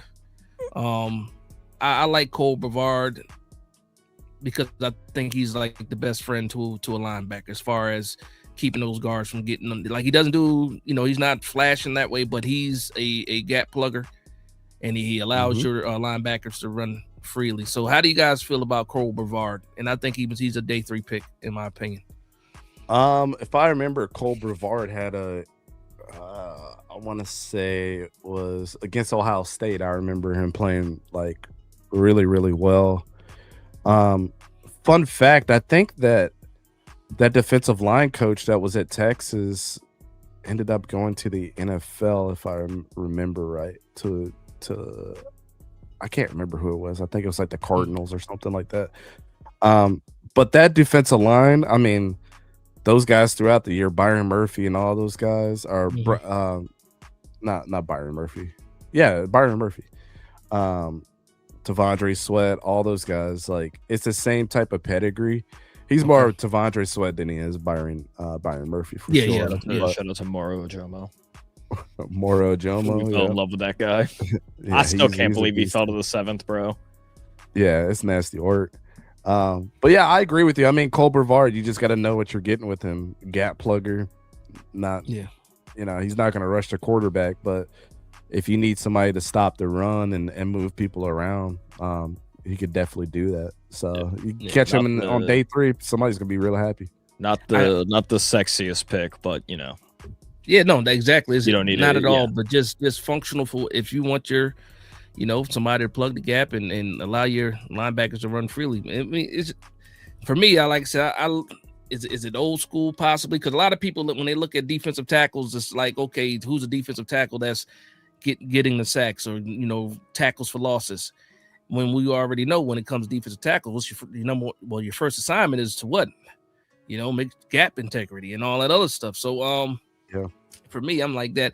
And then the other guy I want to talk about too, not even talk about, just have a question about him. Another guy from Texas Tech, safety Wisniewski.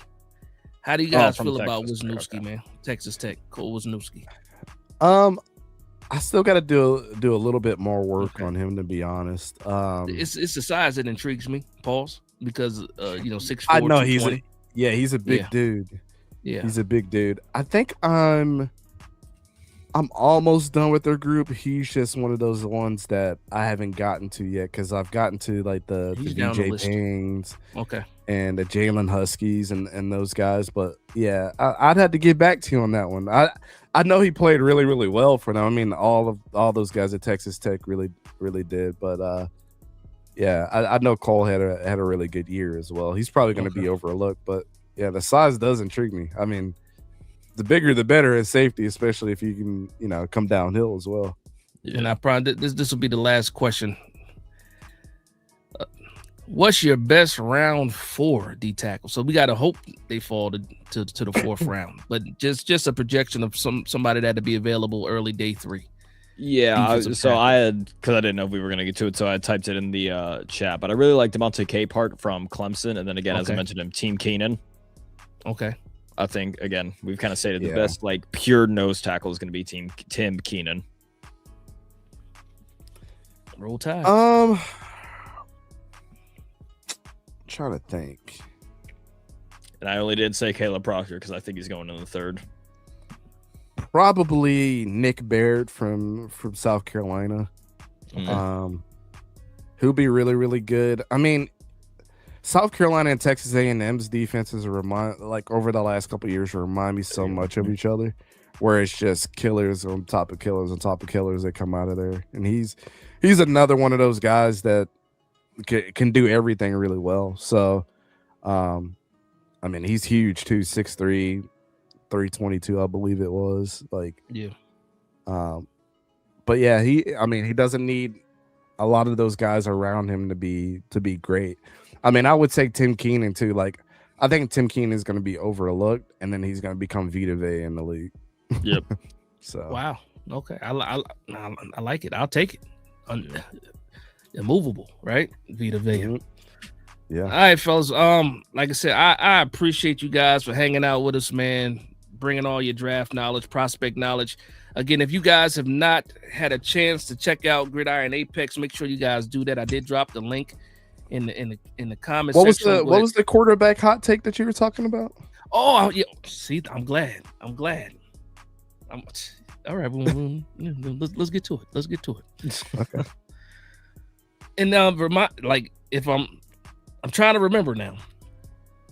The quarterback prospect that is the consensus number 1 quarterback in the draft is not your consensus quarterback 1 in the draft. Am I right? That is correct. Correct. Please let the people know who your quarterback 1 is in this draft. I said this months ago. Ty Simpson is my number 1. Bar none. I'm fully convinced. Agree. So Bucky Brooks put out a mock draft. I believe he had him going, was it 2 to the Jets? I think it was, and people went crazy. And then Dan Orlovsky comes out and he's talking about he's the best quarterback in the draft as well. And then he got, raked through the coals saying that they have the same agent and this, that, and the other. And I remember before those 2 things happened, you made that comment about Fernando Mendoza. And I was like, very, very interesting. And I've seen people say, what's it called? Paralysis by analysis. Or now people are nitpicking with Mendoza and all this other stuff, but I just remember that. And some people, Mendoza's not even my number 2. Even more of a hot take. So who's number 2 now? Can I guess? Drew Aller's my number 2. There we go. I mean, there we go. It's one of those things, man, where like I see the 15 games for people in the comments section with Ty Simpson, but Ty Simpson played throughout his career up until last year. Dealt with a coaching change, did all this stuff, right? And usually Alabama quarterbacks wait their turn until it happens. So, like, of course, I'm a Florida State fan watching our first game of the season. Was I excited that Florida State won that game? Well, yeah, because Thomas Castellano talked all that junk, and he said he was going to be Alabama, and he did, and then proceeded to suck the rest of the season. It's neither here nor there, but good old. It wasn't because of Ty. It wasn't because of Ty Simpson. And throughout the year, when is the last time that you heard of Alabama having a I think they were ranked 126 out of 134 schools in rushing. So if you go back to like 2002, every single year but 2 years they had over an 800-yard rusher. And most of the time they averaged, I'm so glad you said that, 1,300 yards per every running back that's come through there. So Ty Simpson really had the backpack. Plus, they were top 5 in drops. I guess that's a Ty Simpson issue. You know what I'm saying? What's his name? Ryan Williams had 8 drops in one game, which tied our record for Alabama. You know what I'm saying? And then that defense they had a total of 32 drops, which was like, I think Dante said was ranked 8th, and then they were the 128th rushing team. Yeah. So I mean, a lot of, again, when I look at the history of things, it's like the Ohio State quarterback. How many? And Dash, you're probably around the same age as me, right? I'm in my mid-30s. Oh no, I'm older than you. Are you older than me? I'm way older than you, bro. Hey man, black way older. Whoa. Nah, but go ahead. What were you going to say though? What were you going to say? I think one of those things is like we have to look at that history is meant to rewrite itself all the time. And so when I think about like the Ohio State quarterbacks, everybody said like any quarterback that comes from Ohio State is going to suck, right? It is what it is. And then you get the CJ Strouds that come along. And then, Dwayne Haskins didn't even get a shot. I mean, he passed away, but everybody had high hopes for him. So CJ Stroud broke the mold for Ohio State quarterbacks. And now we have Julian Sand, who's probably going to do the same thing, coming into the league and be really, really good. So with that being said, it's like people look at, me and Lance Zierlein were going back and forth on Twitter. He responded to little old me because I was like, look, you can name all these quarterbacks that didn't play more than 1 year in college. Like, I think he said like Mark Sanchez. Well, Mark Sanchez went to 2 AFC championships, and he was like, well, look at the defenses. I don't care nothing about that. Right next to Mark Sanchez's name says 2 AFC championships. They don't get there without him, regardless of what people want to say. It's a team sport. So I feel kind of the same way about Ty Simpson. Yes, he played 15 games, but history is meant to rewrite itself. And a lot of people are like, I want a quarterback that has been through some adversity, has, was able to put his team on his back and all this other stuff, right? Didn't Ty Simpson do that? Didn't Ty Simpson have a little bit of moxie and a little bit of, didn't he callous himself for the league? But he did. Now it's he only played 15 games. This is kind of like, come on, man. Like, teams are looking for that. Like, he's more than well equipped to be in the position that he's in. Alabama was one of the worst SEC teams and still made the college football playoff. So, yeah, I'm looking at the chat. It's a take. It's that QB take is a take. Some people might not like it. And Coach Ward, I'm glad you said that. I'm talking like, I would sit him, because before this like Ty Simpson thing, everything took off when Dante and I were like some of the only ones. I was like, don't be surprised if a team like the Rams take him and have him sit behind Matthew Stafford for a year, and then not even a week passes by, conversations of that start. Sheesh. But no, I think if he goes to the Jets, something recent. I think if he goes to the Jets, he's the better equipped quarterback out of any that we've seen in the last couple of years to go and take over a squad.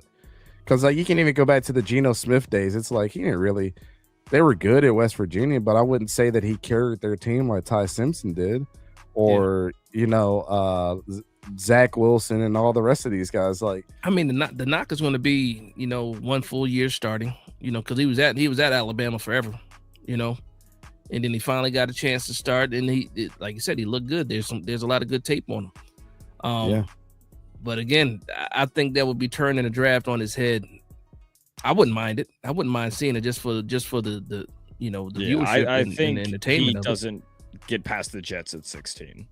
Yeah, I absolutely agree with that. Like, if he falls that far, he's definitely going to get drafted by the Jets. I mean, Dale, like the last couple of years, I've had some hot takes that have come true. Like I said, Bo Nix is my number one quarterback. He looks all right. You know what I'm saying? He looks all right. Speaking of that, yep. the Tyler Shuck thing that you said last year, you had Tyler Shuck ranked right there, right? I absolutely didn't like Tyler Shuck at all. It was a bias though. I didn't see anything really past Shedeur Sanders is how I felt, going into that. I got a question, because somebody else was high on Tyler Shuck when other people weren't, and I know you know him, and you guys have reviewed tape together. He told me that you guys, my man, Authentic. He was high on Tyler Shuck too, and I remember when he did it, he came out of left field. I'm sitting here like, what? Wait a minute, and I'm drawing the connection because I know, like I said, he watches film. He talked about you before too, Dante before, and that I don't know if that was necessarily my introduction to you, but I remember that, and I just was like, yeah. And when you mentioned that earlier, I was like, yeah, I remember that, and I remember when Authentic had brought him up, he was like, nah, man, he posted a picture. Yeah, he posted a picture with like the big eye emojis or something like that. Yeah, and he something was like that. He was like, if you know, or something. And I was like, I said, is this supposed about me? And he was like, absolutely. For me? I was like, yeah. But I mean, he ended up turning out all right, man. Yeah, so. he came. He came out and he was good for the Saints. We'll see what happens this year. Again, we got a sophomore year for a lot of quarterbacks, and somebody gonna hit that slump. It'll be somebody. So hopefully it's not Jackson Dart though. But definitely gonna wrap it up, man. Before we go, let the people know where they can find you. Let the people know what you're up to and what you got going on in the future, man. Yeah, man. This month is gonna be up until the draft is gonna be crazy. So we always put out our top 10s at each position. So over the next couple of weeks, we'll be doing that before the draft. We got 2 more mock drafts to do. Pro Days just finished up today officially with Indiana's.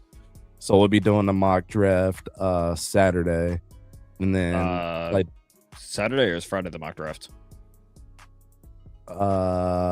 Oh yeah, you're right. Yeah, Friday's the mock draft, and then our top 10 start on Saturday. Yeah. And then I mean, I'm looking forward to putting out the first episode of Sliders this season. I kind of slacked, but a lot of people on our channel look forward to a series that I do call Sliders. It's actually funny because Bo Nix and Tyler Shuck are the most viewed Sliders episodes.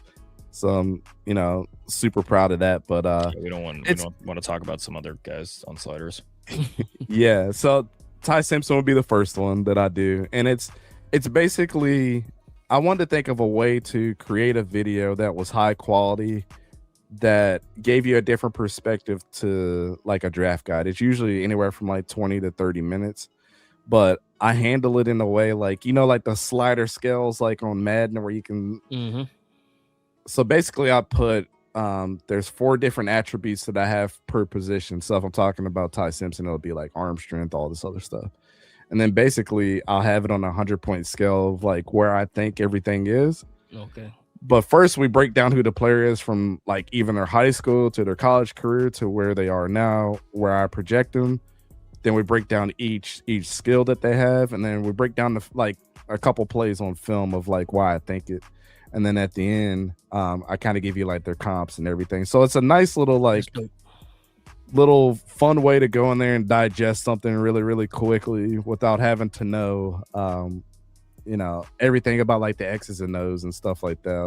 Is what I say in the video, and kind of makes you feel like an NFL scout at the same time. That was kind of like my goal, was like, how can I get these people to feel way smarter about these guys than like reading somebody's Twitter post, right? So, well, and especially because it's funny. I don't remember who the player was for you, Dante, but like I know I did my sliders when Ricky Pearsall was coming out of the draft, and Dante did one. I don't remember the player. And we posted those before Steve Smith did like his in depth, and it was almost like word for word. We were like, we got the same wavelength as Steve Smith. It was Jermaine Burton, bro. That's who it was. Yeah, it was Burton. Oh boy, Alabama. That's right. Bro, yeah, I was so high on Jermaine. You got to get his stuff together, though, man. I don't know if he's does. So good. Yeah. I was so high on that kid, man.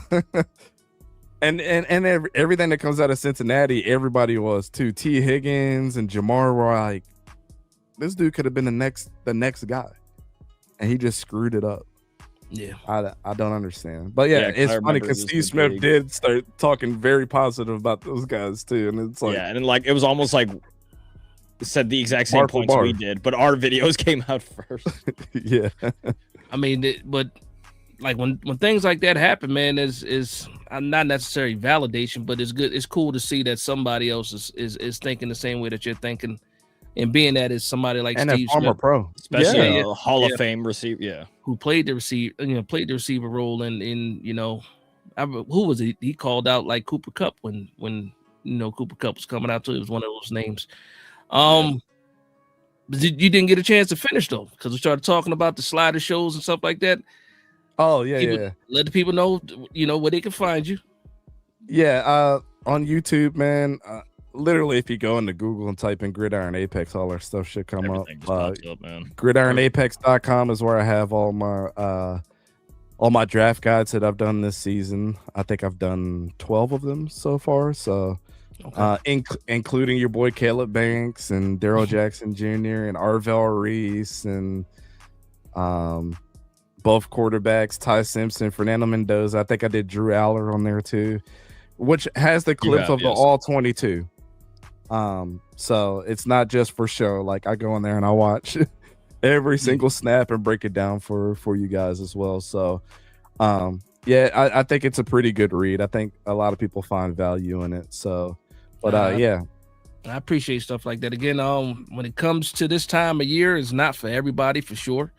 Not everybody gets as deep into the weeds as some other people, but for me, I'm a nerd when it comes to the draft. I'm always looking forward to it. And one of the main reasons why I watch college football. And when I found you guys' channel, man, you guys put out fantastic work. And again, I want to thank you guys for joining us tonight.